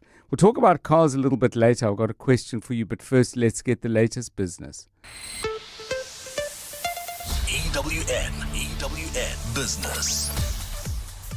Stephen Critters, good afternoon to you. Afternoon to you, John. So the US President Donald Trump sort of claiming victory in his meeting with the Chinese President Xi Jinping earlier today, but I think markets not really buying it. The Economist put it quite nicely. Everyone's just reholstered their weapons for now. So the JSE All Share down 0.73%. at 109,570 points. Financials down 1.4. Industrials down 1.12. And resources up 0.37. Financials down, I think, partly because of the interest rate cut in the US. And then in the US, stocks also a little bit subdued because of the suggestion from Robert Powell that there won't be another interest rate cut this year. Pick and Pay is down 3.5% after their update earlier in the week. Dis-Chem are down 3.12% despite announcing headline earnings per share were up by 9% in the 6 months to the end of August. Its dividend is up too. The group says its new reward system is delivering results. Its core retail profit before tax also increased by 9%. Capitec are down 2.91%, and so are some of the other financial firms as well. And then ShopRite and Truworths are down 2.2% on the day so far. AB InBev reporting their revenue up by 9%, normalized EBITDA up by 3.3%. But, John, it sold less beer. Beer volumes were down 3.7% in the third quarter. Non-beer volumes down by 2.6%.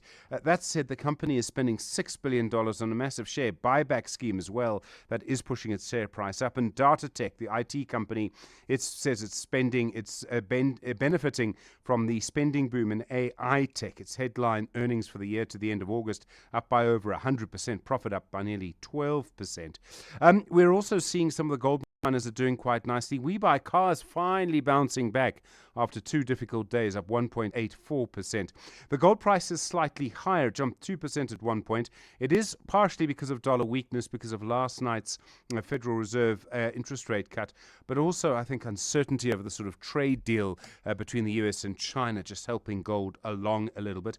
There have also been mixed earnings reports from some of the big technology firms. As a result of that, we're seeing now the Dow Jones is up nearly 0.5%. The Nasdaq is down 0.57. The S&P 500 is down 0.22.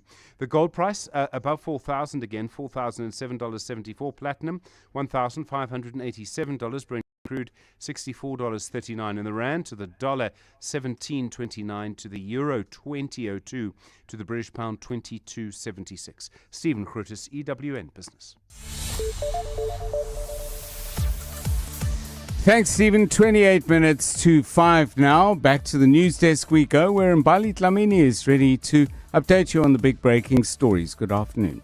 Thanks, John. Good afternoon. Deputy President Paul Mashatile says the Western Cape model of governance for municipalities is not the best in the country because it neglects poor communities. Mashatile is the latest ANC leader to downplay recent comments by President Cyril Ramaphosa, where he commended municipalities in the DA-run province for achieving more clean audits. Mashatile told the National Assembly today that Ramaphosa's remarks were taken out of context and the president was only referring to audits. Babalondenze reports. Paul Mashatile says there are disparities between the poor and the rich in the Western Cape, despite good audit outcomes by municipalities. Mashatile says the optimal municipal delivery model should be one that benefits all communities. He says although the Western Cape is often recognized for strong financial governance, the socio-economic conditions of poor communities like Khayelitsha have not improved. This does not reflect the lived experience of many black communities who continue to struggle with socio-economic challenges. Therefore, Honorable Speaker, the Western Cape's municipal governance model is not the best in the country. Mashatile says audit outcomes nationally have improved slightly, with the 2023-2024 municipal audit outcomes showing that 55% achieved unqualified or clean audits. Babalondenze, Eyewitness News. Soweto residents attending a water conservation event today expressed frustration with the City of Joburg's response to their water challenges. The residents say their complaints are not dealt with speedily. Rand Water launched its drop-by-drop water conservation program in Orlando, Soweto today.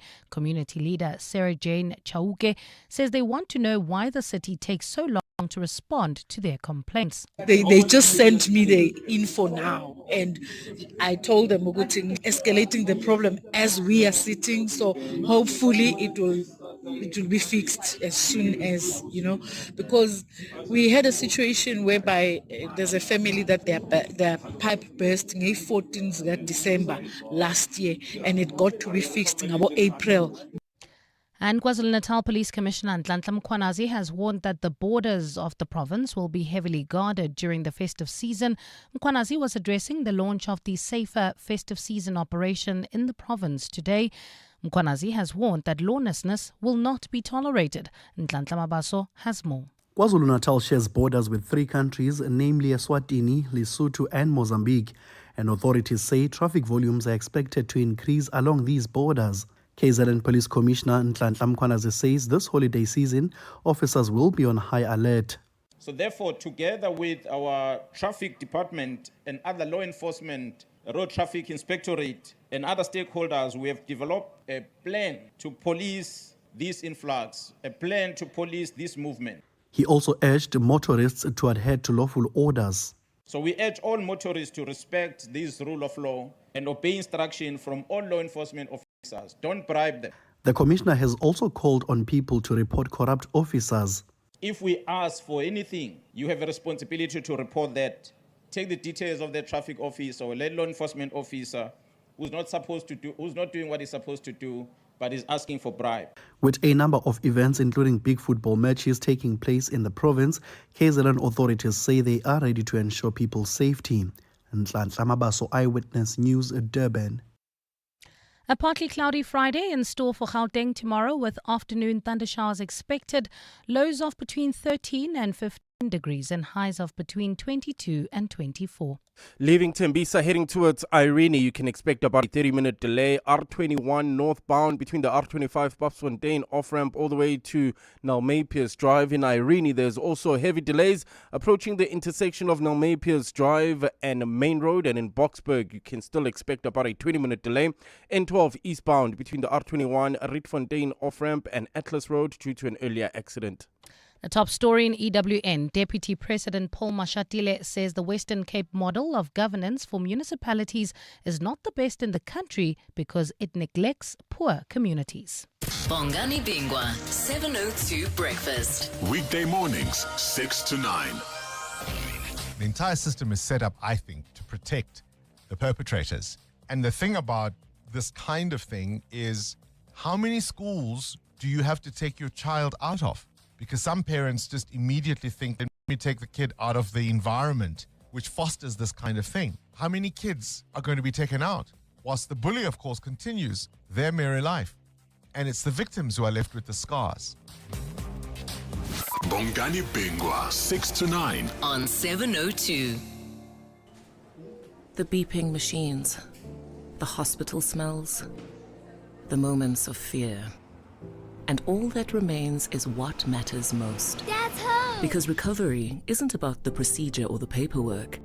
It's about getting back to the people and places that matter to you. Bonitas, medical aid for South Africa. Voted #1 medical aid in the Ask Africa Orange Index Awards for the 2nd year running. Visit bonitas.co.za and find your plan. Live extra with Checkers, SA's #1 in value supermarket. Save big on deals like Sir Fruit 100% fruit juice blend, 1.5 litres, any 2 for 89 Rand. Clover Butro full cream modified butter spread, 500 grams, 2 for 159 Rand. And Omo detergent capsules, 20 or 22 per pack, any 2 for 199 Rand. Valid until Sunday at Checkers, Checkers Hyper, or shop on 6060. Welcome to the brand new days. Sail the world with Norwegian Cruise Line, with more to see, more to do, and more to enjoy. Plus, upgrade your holiday with NCL's More at Sea for premium beverages, specialty dining, and much more. Think international cruising. Think NCL. For the best deals available, visit ncl.com or contact your travel agent. Restrictions apply. Welcome to the brand new days. 702 and the Dis-Chem Foundation are shining the spotlight on the health matters you want to know more about. Here's what we explored this month. Head of Outreach at Holy Rosary School, Yvette Bibis. It's about the importance of sight and access through reading glasses for those who need them most. We came across Lens of Hope in Cape Town. They collect old frames, refurbish them, and give them to people who can't afford to buy their own. Within 2 weeks of us starting, it just went countrywide. Today, what we've got on our premises are 4,000 4,200 pairs of glasses. Well, 4-2 is an extraordinary achievement. Good for the work. In Conversation on Afternoon Drive with John Perlman. Brought to you by the Discount Foundation, caring for the community on 702. 702. WhatsApp John on 072 702 1702. Hi, John.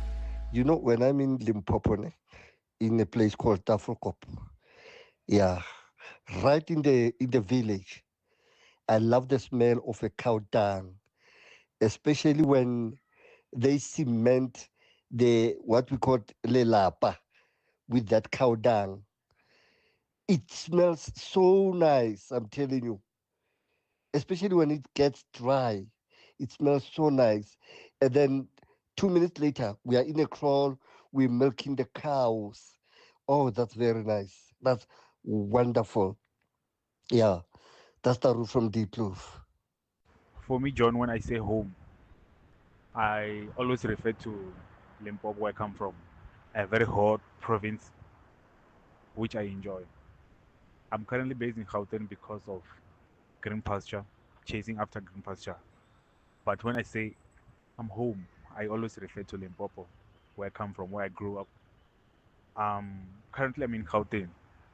I'm talking to you, waiting for a bus, traffic, noise, a lot of people. I'm going back to Pretoria, which is my second home, because it's just an apartment. But when I say home, I always refer to, because that's where I'm able to do whatever I want, whenever I want. Unlike when I'm at my apartment, where we follow rules made by the owner of the building. So for me, home will always be Limpopo. Dusty as it is, hot as it is, that's my home.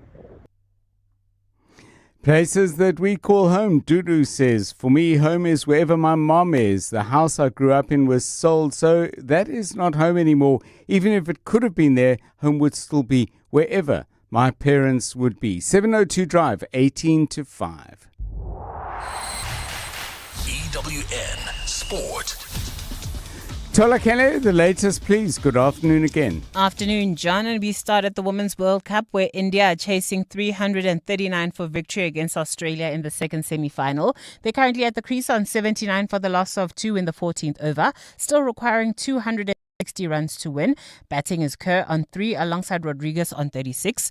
Earlier, Phoebe Litchfield top scored with 119 as the defending champions were all out for 338. The winners of this game will of course face South Africa in Sunday's final. That's after they thrashed England by 125 runs. Marazan Cup took a career best 5 for 20 in that win to become the highest wicket taker in the Women's World Cup with 44 scalps. 181 wickets in ODIs is also the third highest in the format. I feel like the past semi-finals I probably haven't been at my best and have not contributed the way I should have. So I'm really happy that tonight I could make a difference in the result. But again, it's just the love of the sport. That's why we play, because we just love cricket so much, and I absolutely love playing for South Africa.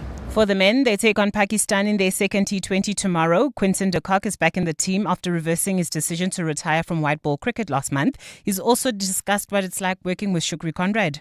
I mean, it's not my first time being with Shooks. I've been under him once or twice before, so I like playing under him. Very honest coach, which I really enjoy, straightforward. The way he thinks about the game, I really enjoy. So I think just on a whole, he keeps things simple, which is genuinely my type of thing also. Egyptian media is reporting that Orlando Pirates have filed a complaint to CAF that could see them reinstated to the Champions League ahead of the group stage draw. St. Eloi Lupopo coach Guy Bukasa was allegedly not supposed to sit on the bench as he's serving a 6-game CAF ban following a disciplinary issue that dates back to his previous role as DR Congo coach at the Under-20 Africa Cup of Nations. Additionally, forward Wanet Kashala is said to have featured despite being ineligible as he was registered late for the competition. And in rugby, Caelan Doris is only fit enough for a place on the bench. That's for Ireland's Autumn Nation Series opener against New Zealand. Dan Sheehan has been named as captain while Jack Crawley starts at fly half. Adi Sevilla has discussed what keeps him motivated as he looks ahead to yet another end-of-year tour. It's been majority of my life since I was 18, and I say, you want to make the ABs, you make it, and you're always like, what's next? And you want to be a 50 cat, what's next? And you want to be so you're always trying to see what's next. For me, I think right now I just want to play the game that I love, put smiles on people's faces, and make sure the next crop are set up well. Tolagele Mganga, Eyewitness News Sport. EWN Traffic. Right at 4:45, Eyewitness News Traffic with Plumlink, your local plumbing store. Visit plumlink.co.za to find your nearest store. Let's get the latest from the roads then. Karabo Chali is the one looking out for you. Good afternoon. Good afternoon, John. Well, at this stage, if you are leaving the Tembisa area heading towards Pretoria, you can expect about a 30-minute delay. R21 northbound between the R25 Papsfontein off-ramp and now Maypierce Drive. It's not clear what's causing these delays.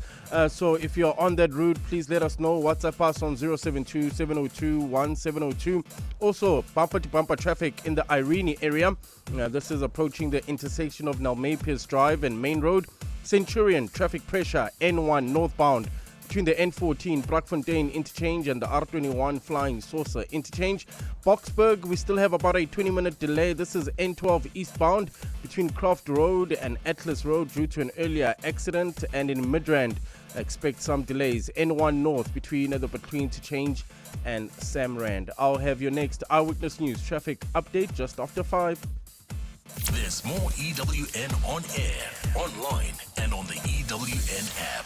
If it's plumbing, you'll find it at Plumlink, South Africa's largest plumbing retailer. From pipes, fittings, geysers and baths, to basins, taps, tools and accessories, we've got it all. With more than 10,000 quality products at the right price and over 150 stores nationwide, there's always a Plumlink near you, ready to help with expert advice and unbeatable value. Find your nearest branch today at plumlink.coza. Plumlink, your local plumbing store.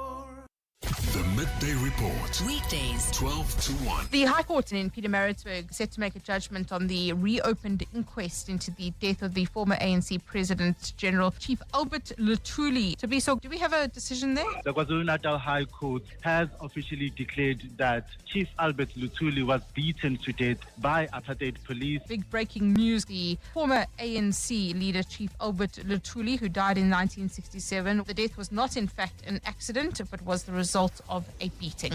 The Midday Report With Mandy Wiener. 12 to 1 on 702. 702. You're with John Perlman on 702. Let's walk the talk.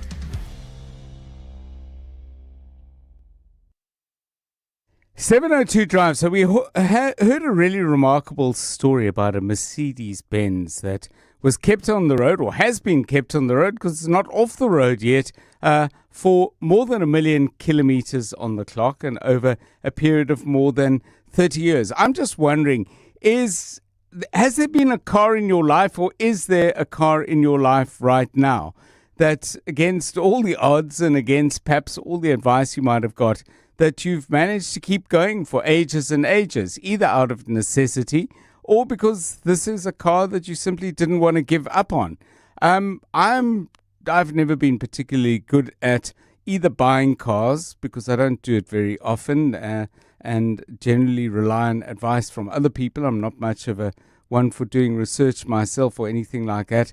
And I certainly know let me say nothing, because it isn't virtual, it's nothing about fixing them. And when they do give me problems, then I go to somebody who's skilled in those matters, but don't really bother to learn much myself. So I'm not a good person to tell a story in that regard, but perhaps you've got a car story of your own. Karabo Chali, cars, do you nurse them? Do you gather with friends and look under the hood and see if you can figure things out? And have you managed to keep cars for nice long times? John, me and you are in the same WhatsApp group. I know nothing about cars. Right now my car is due for a service. Everybody's like, is it a minor or major? I'm like, it's a minor. I'm like, why don't you do it yourself? I'm like, where do I start?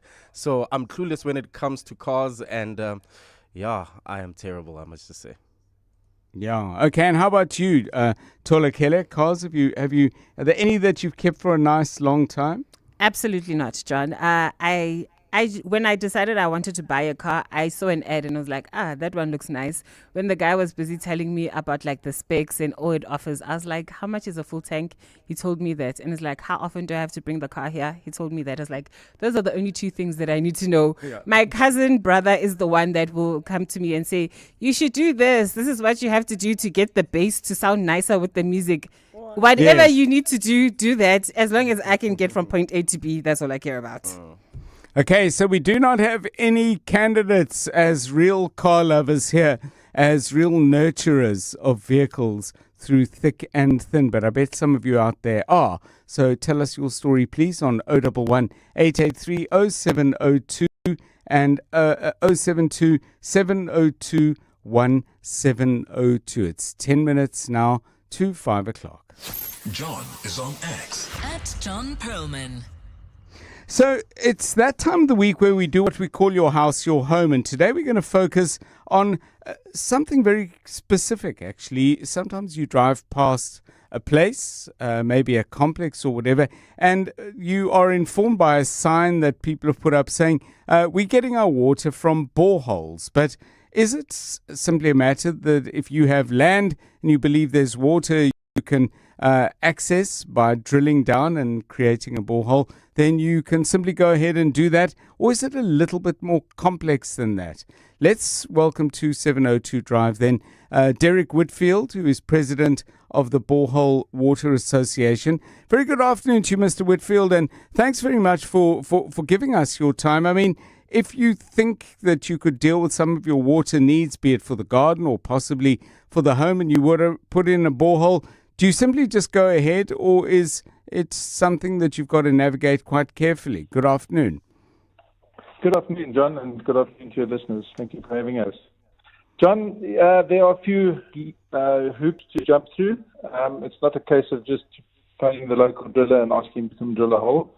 With what happened to the Gautrain earlier this year, yes, the bylaws of the metro have been jacked up, and you need now to get a letter of consent from the municipality.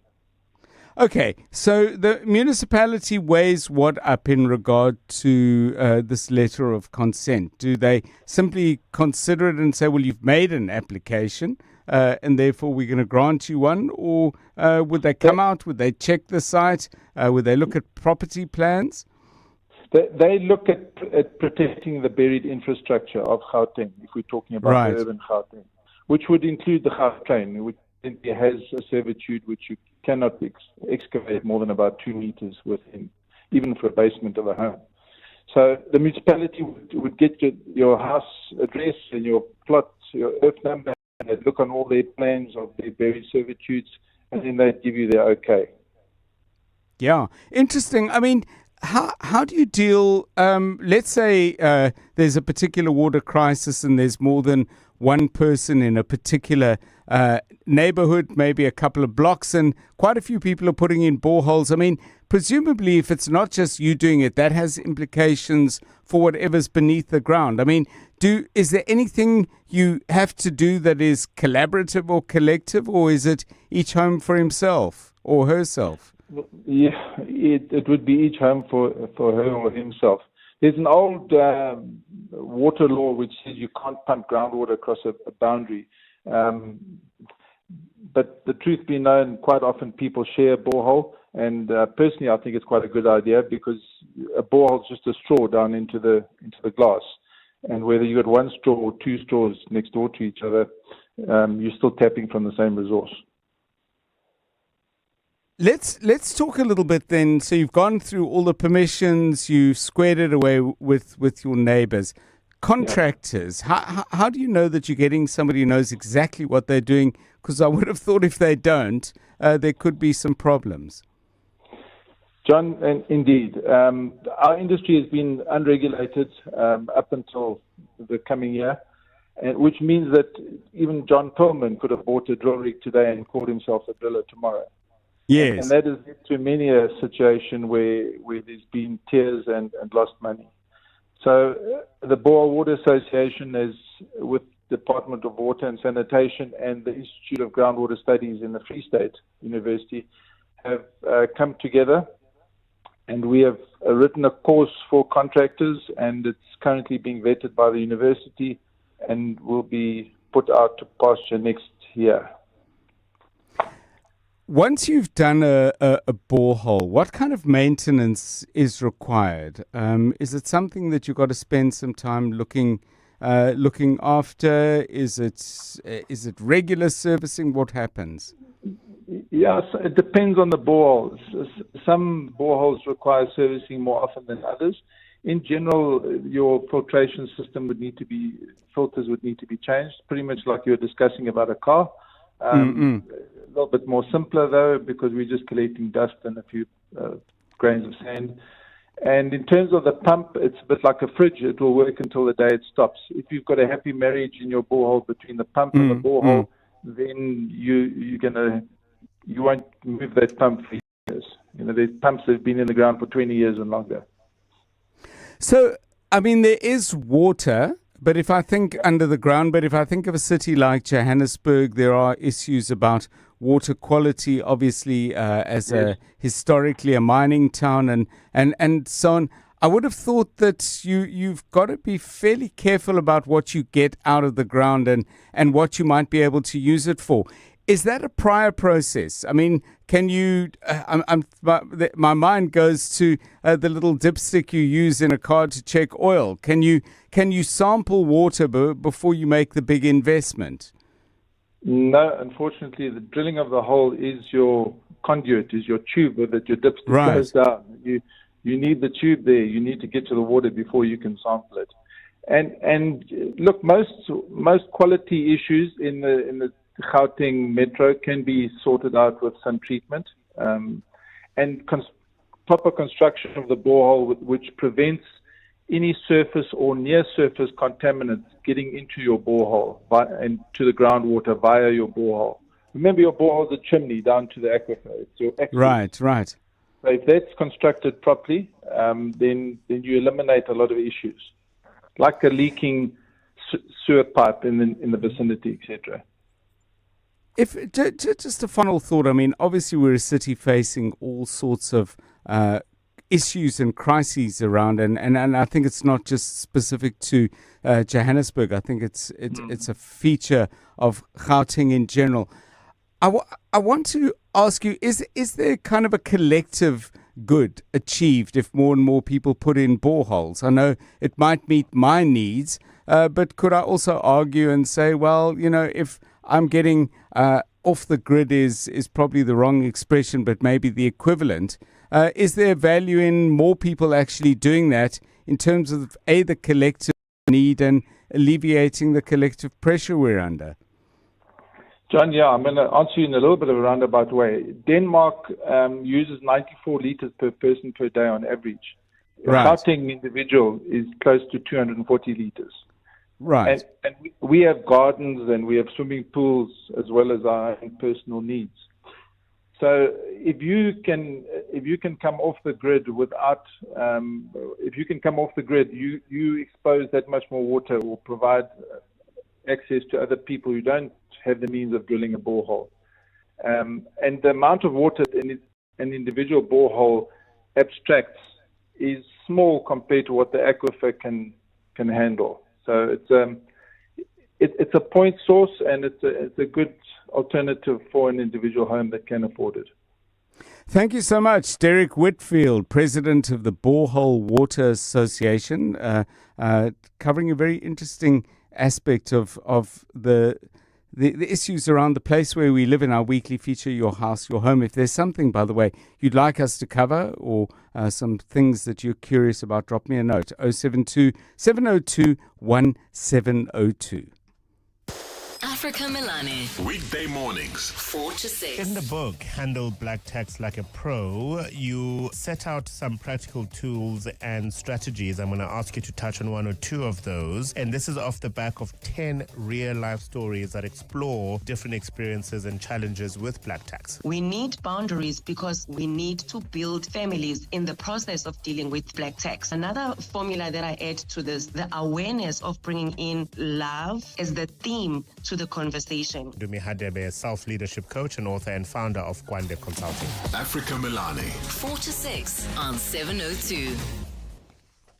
Study your law degree at Regenesis Law School in Sandton or online and build a successful future with leading multinational corporations, or launch your own legal practice.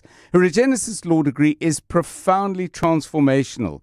It shapes intellectually sharp, fearless warriors of justice and purpose-driven lawyers. Regenesis is Africa's fastest-growing education institution with 1,000 multinational clients across 12 countries and a faculty of 100 industry experts. Enroll now for your law degree at Regenesis Law School at law.regenesis.net.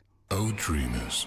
They love to watch the dice roll, chasing that rush, that one big win. But then there's a different kind of player. Those who rely on strategy and not chance. Who know that winning is earned. Those people play with SportPesa. SportPesa. Make it count. SportPesa is licensed by the Western Cape Gambling and Racing Board. No person under the age of 18 permitted gamble. National Responsible Gambling Program toll-free counseling line 0800 006 008 or WhatsApp help to 076 650 710. Winners know when to stop. Naked people are popular at Bry's. Because naked people spend less money on insurance premiums, they have more money for T-bone steaks. Go to naked.insure now, get a car insurance quote in 90 seconds, and get naked. Naked Financial Technology is an authorized FSP.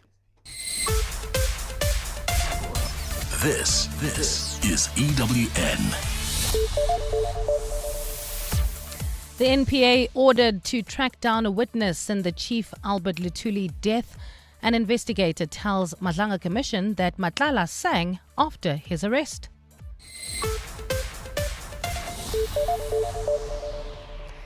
Good afternoon, I'm Bali Dlamini. The National Prosecuting Authority has been instructed to investigate the disappearance of a boy who allegedly witnessed Chief Albert Luthuli being assaulted by white men on the day of his death. Today, the KZN High Court ruled that the former ANC president was beaten to death by apartheid police and employees from the SA Railway Company. It also set aside what it called the highly flawed 1967 inquest report, which said Luthuli died as a result of being hit by a train. Tabiso Koba reports. On the 21st of July 1967 in Groudville, KZN, a young Mpemu Mnyandu was given a letter by his father to deliver to Chief Albert Luthuli. When Mnyandu reached the Luthuli family home, he was told the chief had left and went to the fields to check on his crop. When the boy reached the field, he saw a group of white men hitting Luthuli repeatedly on his head with a spade. The men spotted him, however Mnyandu, who was traveling with the bike, managed to get away. Judge Nompumelelo Hadebe says a few days later, Mnyandu was visited by police at his home. They took him away under the pretext that they were going to take a witness statement from him. To this day, the said Mpemu Mnyandu has never returned home. However, before Mnyandu was taken away, he had recounted what he saw to his family, and 58 years later, Bafi Mdleje recounted his uncle's story in court during the reopened inquest. Tabiso Koba, Eyewitness News, Pietermaritzburg. The Madlanga Commission of Inquiry has heard how tender tycoon Muzikat Matlala allegedly made startling claims to investigators who arrested him in May. A recording of Matlala confessing to a number of acts to investigators was played before the Madlanga Commission today. Witness C, one of the arresting officers, told the inquiry Matlala said he gave suspended Deputy National Police Commissioner Shadrack Sibiya 300,000 rand as a wedding gift for his son. Oren Singh reports. Vusi Muzikat Matlala allegedly attended the wedding of the son of suspended Deputy National Police Commissioner Shadrack Sibiya. Matlala arrived in a Rolls Royce and gifted Sibiya 300,000 rand in cash as a wedding gift. Yeah, but remember, I will withdraw maybe 500 and then you can say 300. When questioned about how he knew Sibiya, Matlala responded. According to the evidence leaders, a transcript of Matlala's 4-hour recorded conversation with investigators will be made public. Witness C concluded his testimony and the commission is set to resume on Monday. Arun Singh, Eyewitness News. The DA in Johannesburg has criticised the ANC for what it says is politicising the appointment of a city manager. Floyd Brink was reappointed to that position today despite controversy surrounding his previous tenure. His appointment had initially been scheduled for last week but was delayed due to internal divisions within the ANC. Brink was removed from that position in December last year after the Gauteng High Court ruled that his appointment was irregular. Alfara Mushwana has more. The ANC had been split over who to back for the position of Johannesburg city manager. One faction supported Floyd Brink's reappointment, while another favoured former Johannesburg Property Company CEO Helen Bottas. Today, the party finally found common ground and backed Brink for reappointment. DA caucus leader Belinda Kaiser Echiozo-Njoku says it was unfortunate that the appointment of a city manager became so highly politicised. We are not going to get involved in the ANC internal factional battle because we know that this is about the ANC's internal factional battles. The DA abstained from the vote. Alfa Ramshwana, Eyewitness News. Police are investigating the circumstances surrounding a shooting in Marlborough, north of Johannesburg, which has left 2 people dead.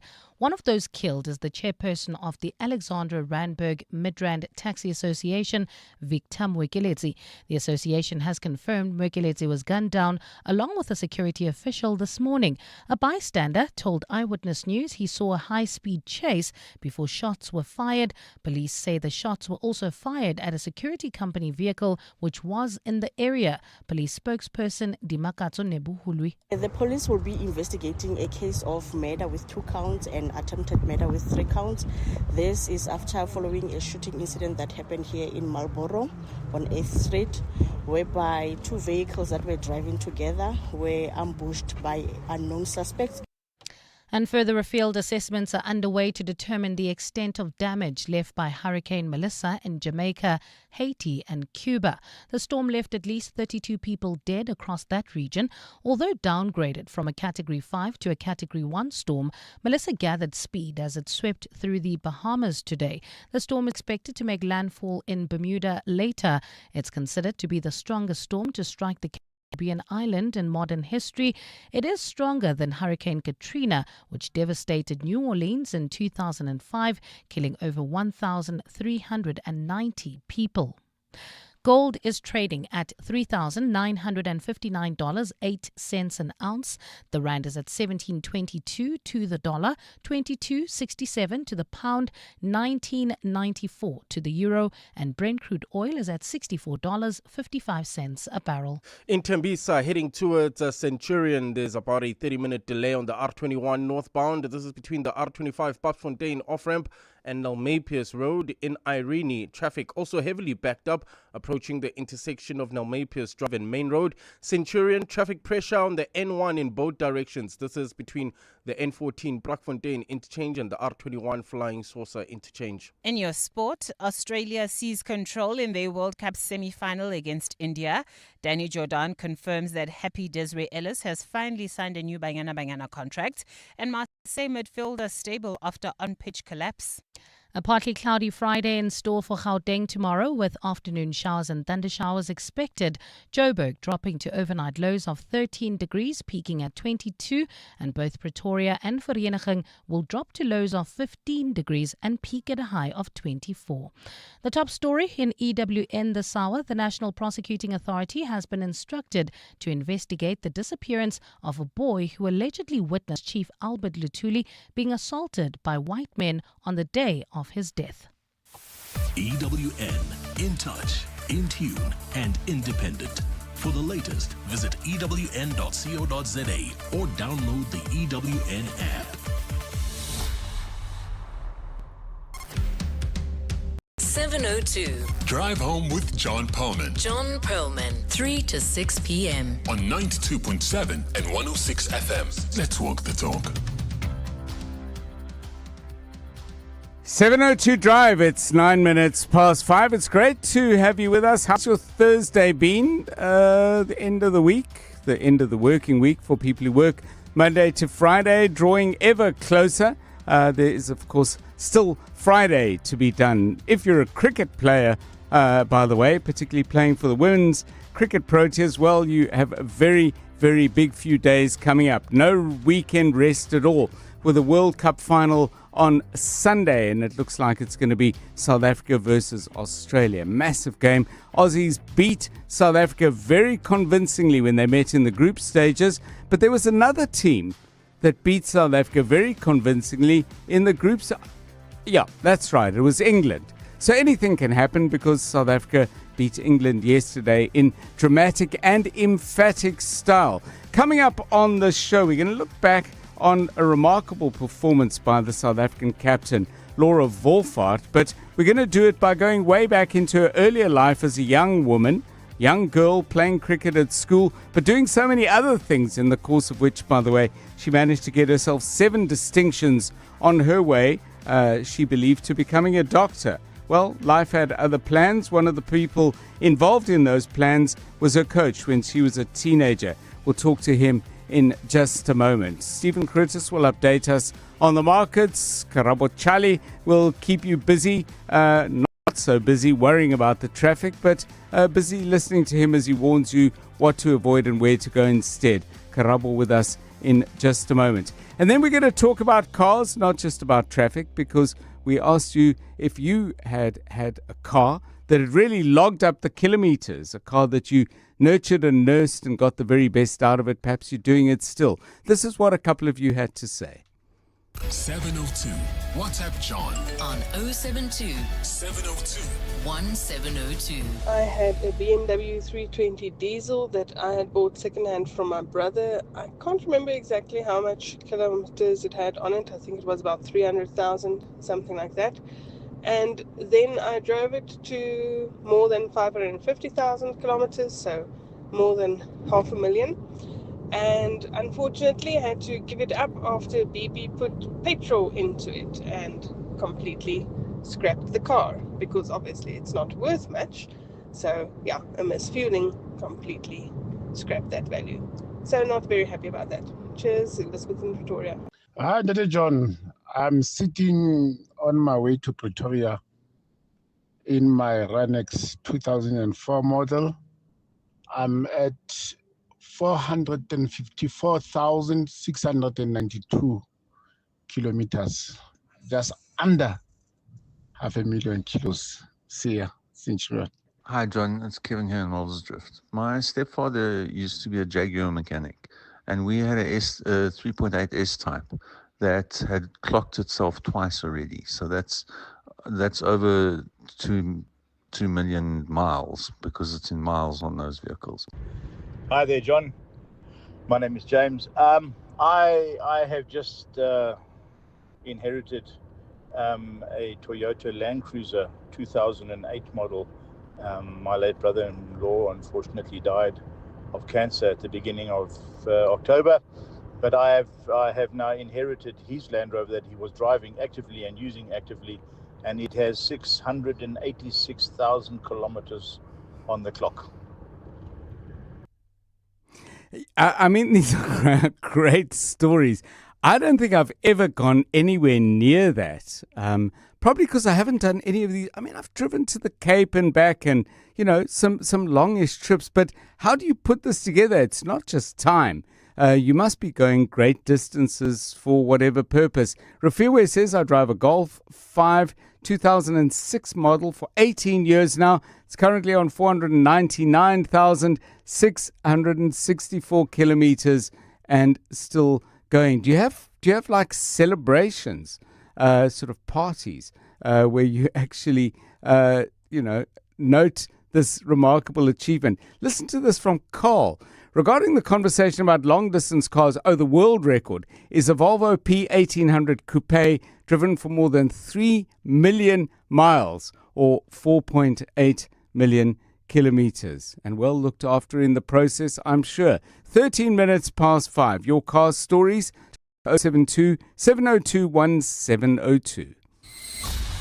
EWN Traffic.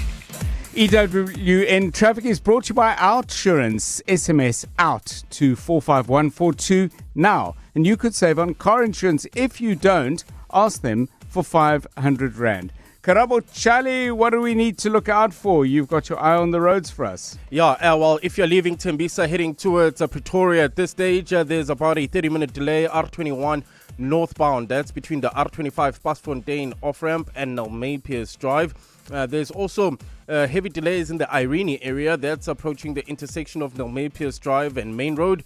In Centurion, traffic pressure on the N1 in both directions. This is between the N14 Brakfontein interchange and the R21 Flying Saucer interchange. Earlier on, I was asking what is causing this delay at this time of the afternoon, because Pretoria is a total traffic mess at this stage. And then there was a commuter who was kind enough to tell us what's happening. Hello, Dr. John and team. I'm just letting you know that I'm on the N1 southbound and there's heavy volumes of traffic, same as the northbound as Karabo previously reported. This is due to heavy downpour of rain, not that anything really has happened. Thank you. So yeah, please take it easy out there, maintain a safe following distance, and remember, just keep your headlights on. In Boksburg, also about a 20-minute delay, N12 eastbound between Croft Road and Atlas Road due to an earlier accident. We still have those roadworks in the Sunwood Park, Boksburg area, causing huge delays heading towards Brakpan, N17 eastbound between Osborne and Carnival City. And finally, in the Kelvin area, roadwork still slowing down traffic, N3 southbound between the Buccleuch Interchange and London Road. If you come across any other traffic issues, please, you can WhatsApp us on 072-702-1702. There's more EWN on air, online, and on the EWN app. Clever late excuse number 92. Your dog locked you out of the house again. Quite a tall tale, really. Fortunately, with the OUTsurance pointsman on the roads, you no longer have to come up with creative excuses for being late. The OUTsurance pointsmen easing traffic congestion and getting you there quickly and safely since 2005. OUTsurance really means it when they say you always get something out. In proud partnership with 702. Show them some love online using hashtag pointsmenlove. OUTsurance is a licensed insurer and FSP. Think about 6 years ago, when Amapiano was just a musical instrument, when streaming meant watching water flow, not videos online, and remote work was only said when your remote batteries died. So it makes you wonder, what will the next 6 years bring? Hino trucks now come standard with a 6-year drivetrain warranty, covering everything from pistons to gears. So although a lot can change in 6 years, our warranty promise won't. T's and C's apply.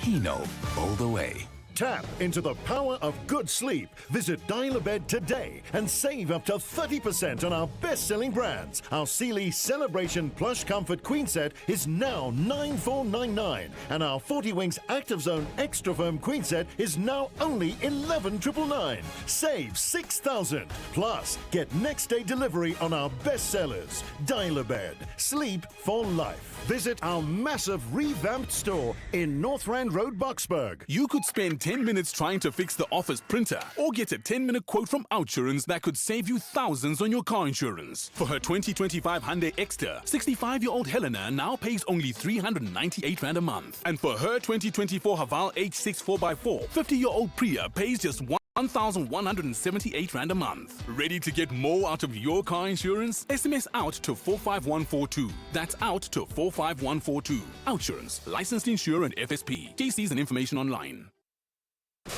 702 and the Discam Foundation are shining the spotlight on the health matters you want to know more about. Here's what we explored this month. Head of Outreach at Holy Rosary School, Yvette Bibis. It's about the importance of sight and access through reading glasses for those who need them most. We came across Lens of Hope in Cape Town. They collect old frames, refurbish them, and give them to people who can't afford to buy their own. Within 2 weeks of us starting, it just went countrywide. Today, what we've got on our premises are 4,200 pairs of glasses. Well, 4-2 is an extraordinary achievement. Good luck with the work. In Conversation on Afternoon Drive with John Perlman. Brought to you by the Discam Foundation, caring for the community on 702. You're with John Perlman on 702. Let's walk the talk. 702 Drive. Okay, let's look back and enjoy and celebrate a really wonderful moment for South African cricket. The women's team, the women's Proteas, out at the World Cup in India and Sri Lanka. And we were up against an English team that had absolutely pounded us the first time we met in the group games, just to remind you. Not because I want to rub it in, because I want to talk about how marvellous the turnaround has been. They bowled us out for 69 and they passed our total in 14 overs. That was the size of the gap, but that was then, and this was yesterday. Let's take a listen.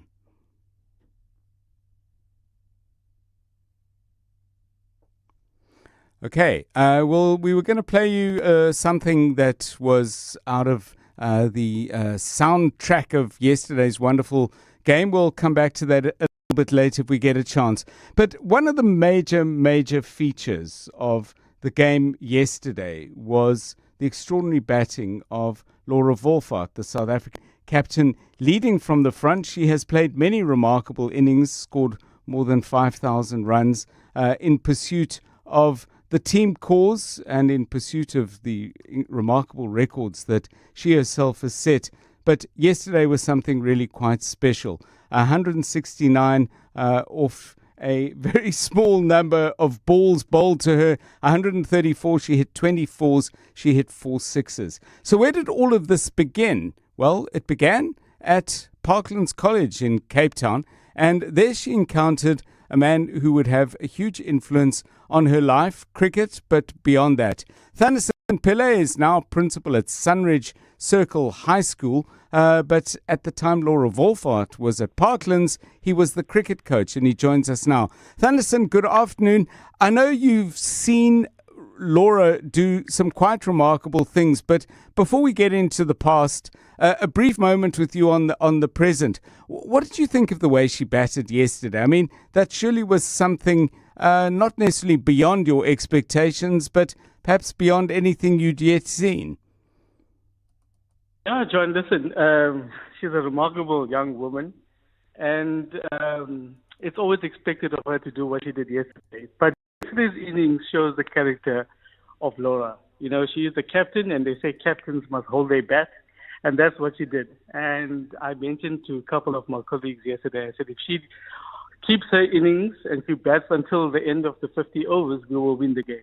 I know she got out in the 49th over, 48th over, yes, but it was long enough. She stayed there long enough, and she played the captain's innings, and she did it for the team. You know, often there are great captains that, you know, in many sports, they don't perform on the field because of the pressure of the captaincy, but I think she's has thrived. Since she's been given that role, she has thrived, and it leaps and bounds. Yeah, it was special. By the way, I said 134 balls, 143 balls. Okay, what is 9 balls in an epic innings like that? Let's go back. 13-year-old girl at the school who wants to play cricket.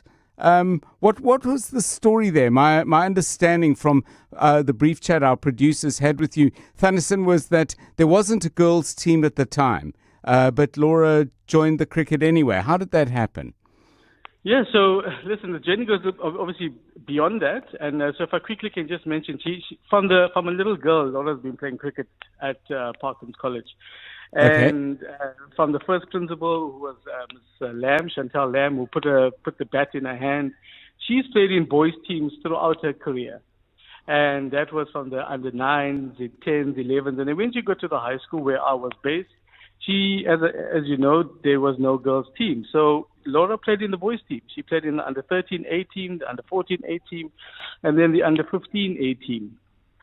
And she was one of a normal team member, but man, she stood out.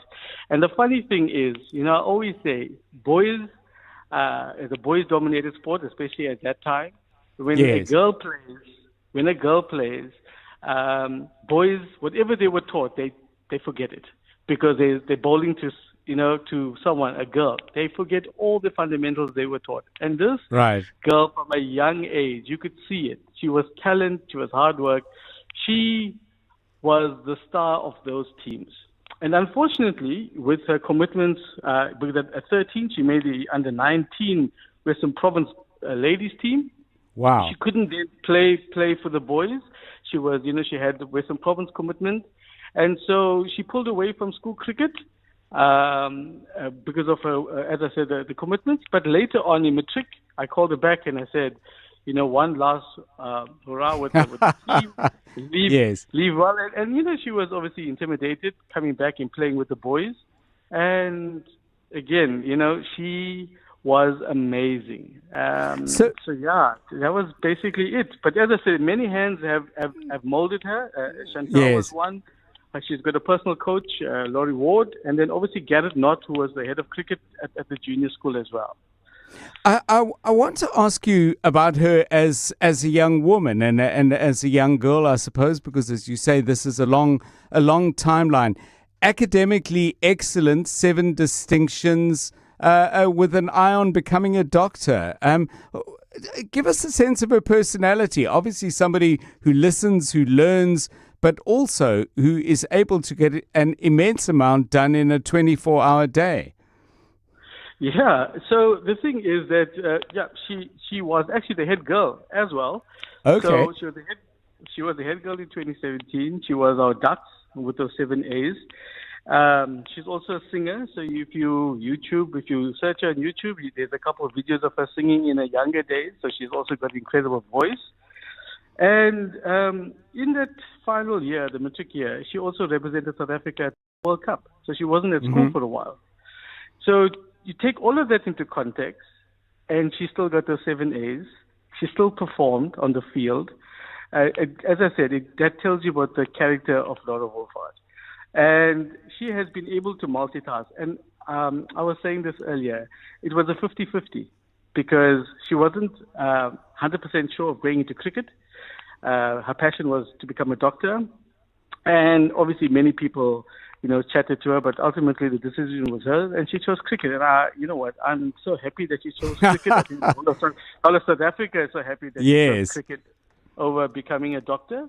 But looking on beyond that, in the last 7 years, she still managed to get a degree whilst playing for South Africa, playing in the Big Bash, playing in the Women's IPL, playing in throughout the world. She still managed to finish a degree through UNISA. So, the skill, the perseverance, and the hard work. Yeah, it's a fabulous story, and thank you, for sharing your time with us, Thannissen Pillay. And thank you for your part, and you obviously and very clearly and generously made it clear that many, many hands have been involved in the shaping of the quite remarkable career of Laura Wolfhard, which we hope will add another chapter that will be noteworthy. Sunday's World Cup final, 11:30, I think, is the first ball. Probably tune in at 11. Looks like we're going to be playing Australia. It's 27 minutes past 5. The Midday Report. Weekdays, 12 to 1. The High Court in Pietermaritzburg set to make a judgment on the reopened inquest into the death of the former ANC President General Chief Albert Luthuli. So do we have a decision there? The KwaZulu-Natal High Court has officially declared that Chief Albert Luthuli was beaten to death by apartheid police. Big breaking news. The former ANC leader Chief Albert Luthuli, who died in 1967. The death was not in fact an accident, but was the result of a beating. The Midday Report with Mandy Wiener. 12 to 1 on 702. 702. Josie is about to bring the heat. The Discovery Vitality Chicken Run, flavored by Nando's, is happening Saturday, 8 November at 5 p.m. Go 5Ks or 10Ks, run, walk, or just soak up that Josie summer air. Not tough enough? Well, if you've ever sprinted for a taxi, dodged potholes, or climbed stairs when the power was out, your training, really has already begun. So grab your crew, lace up and move Josie forward. Find the Discovery Vitality Chicken Run on racepass.com to enter. The Discovery Vitality Chicken Run, flavored by Nando's. It's a run for everyone. Before a masterpiece takes shape, there's a single line that starts it all, until every curve and every angle reflects the clarity of a single vision. And only then does inspiration take its final form. The all-new Audi A5, designed to inspire. Starting from $14,499 per month with a guaranteed future value. Visit audi.co.za or your nearest dealer for more. T's and C's apply. It all starts with advice from FNB Private. Because the perfect overseas trip starts with planning. Save and spend in multiple currencies with your FNB Global account and lock in exchange rates. Enjoy up to 40% off flights with eBucks Travel and order Forex on the FNB app delivered to you at no extra cost. Your adventure awaits. Unlock invaluable with FNB Private. Help changes everything. FNB, a division of First Rand Bank Limited, an authorized FSP and credit provider. TC's earn rules and limits apply. EWN Business. Okay, let's get in touch with what's happening, not just on markets in South Africa, but in the wider world as well, with Stephen Curtis. Good afternoon. John, good afternoon. Well, the JSE All Share ending the day down nearly 0.2% at 109,670 points. Financials down 1.32%, industrials down 0.97%, and resources up 0.42% on the day. Gold is slightly up today. Platinum up too, partly, I think, because of the US Federal Reserve decision to cut interest rates last night.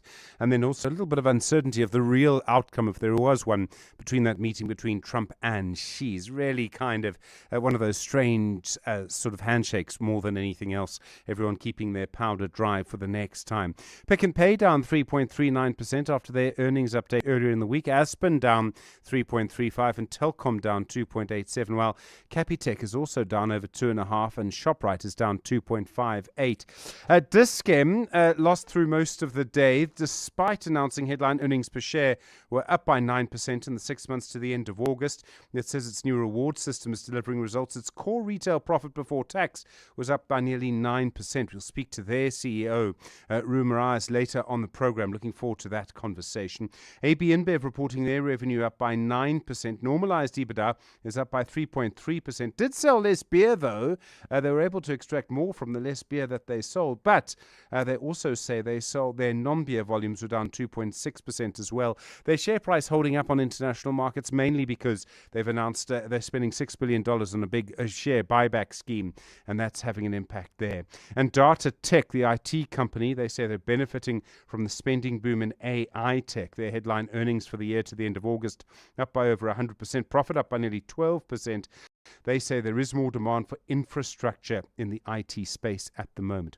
Some of the gold miners up. DRD gold up 4.31% and platinum as well. Northam up nearly 3% on the day. And We Buy Cars, I think, finally finding bottom. They were down nearly 14% 2 days ago, down again 3% yesterday, down, up 2% today. Looks like finally there's a bit of a bounce.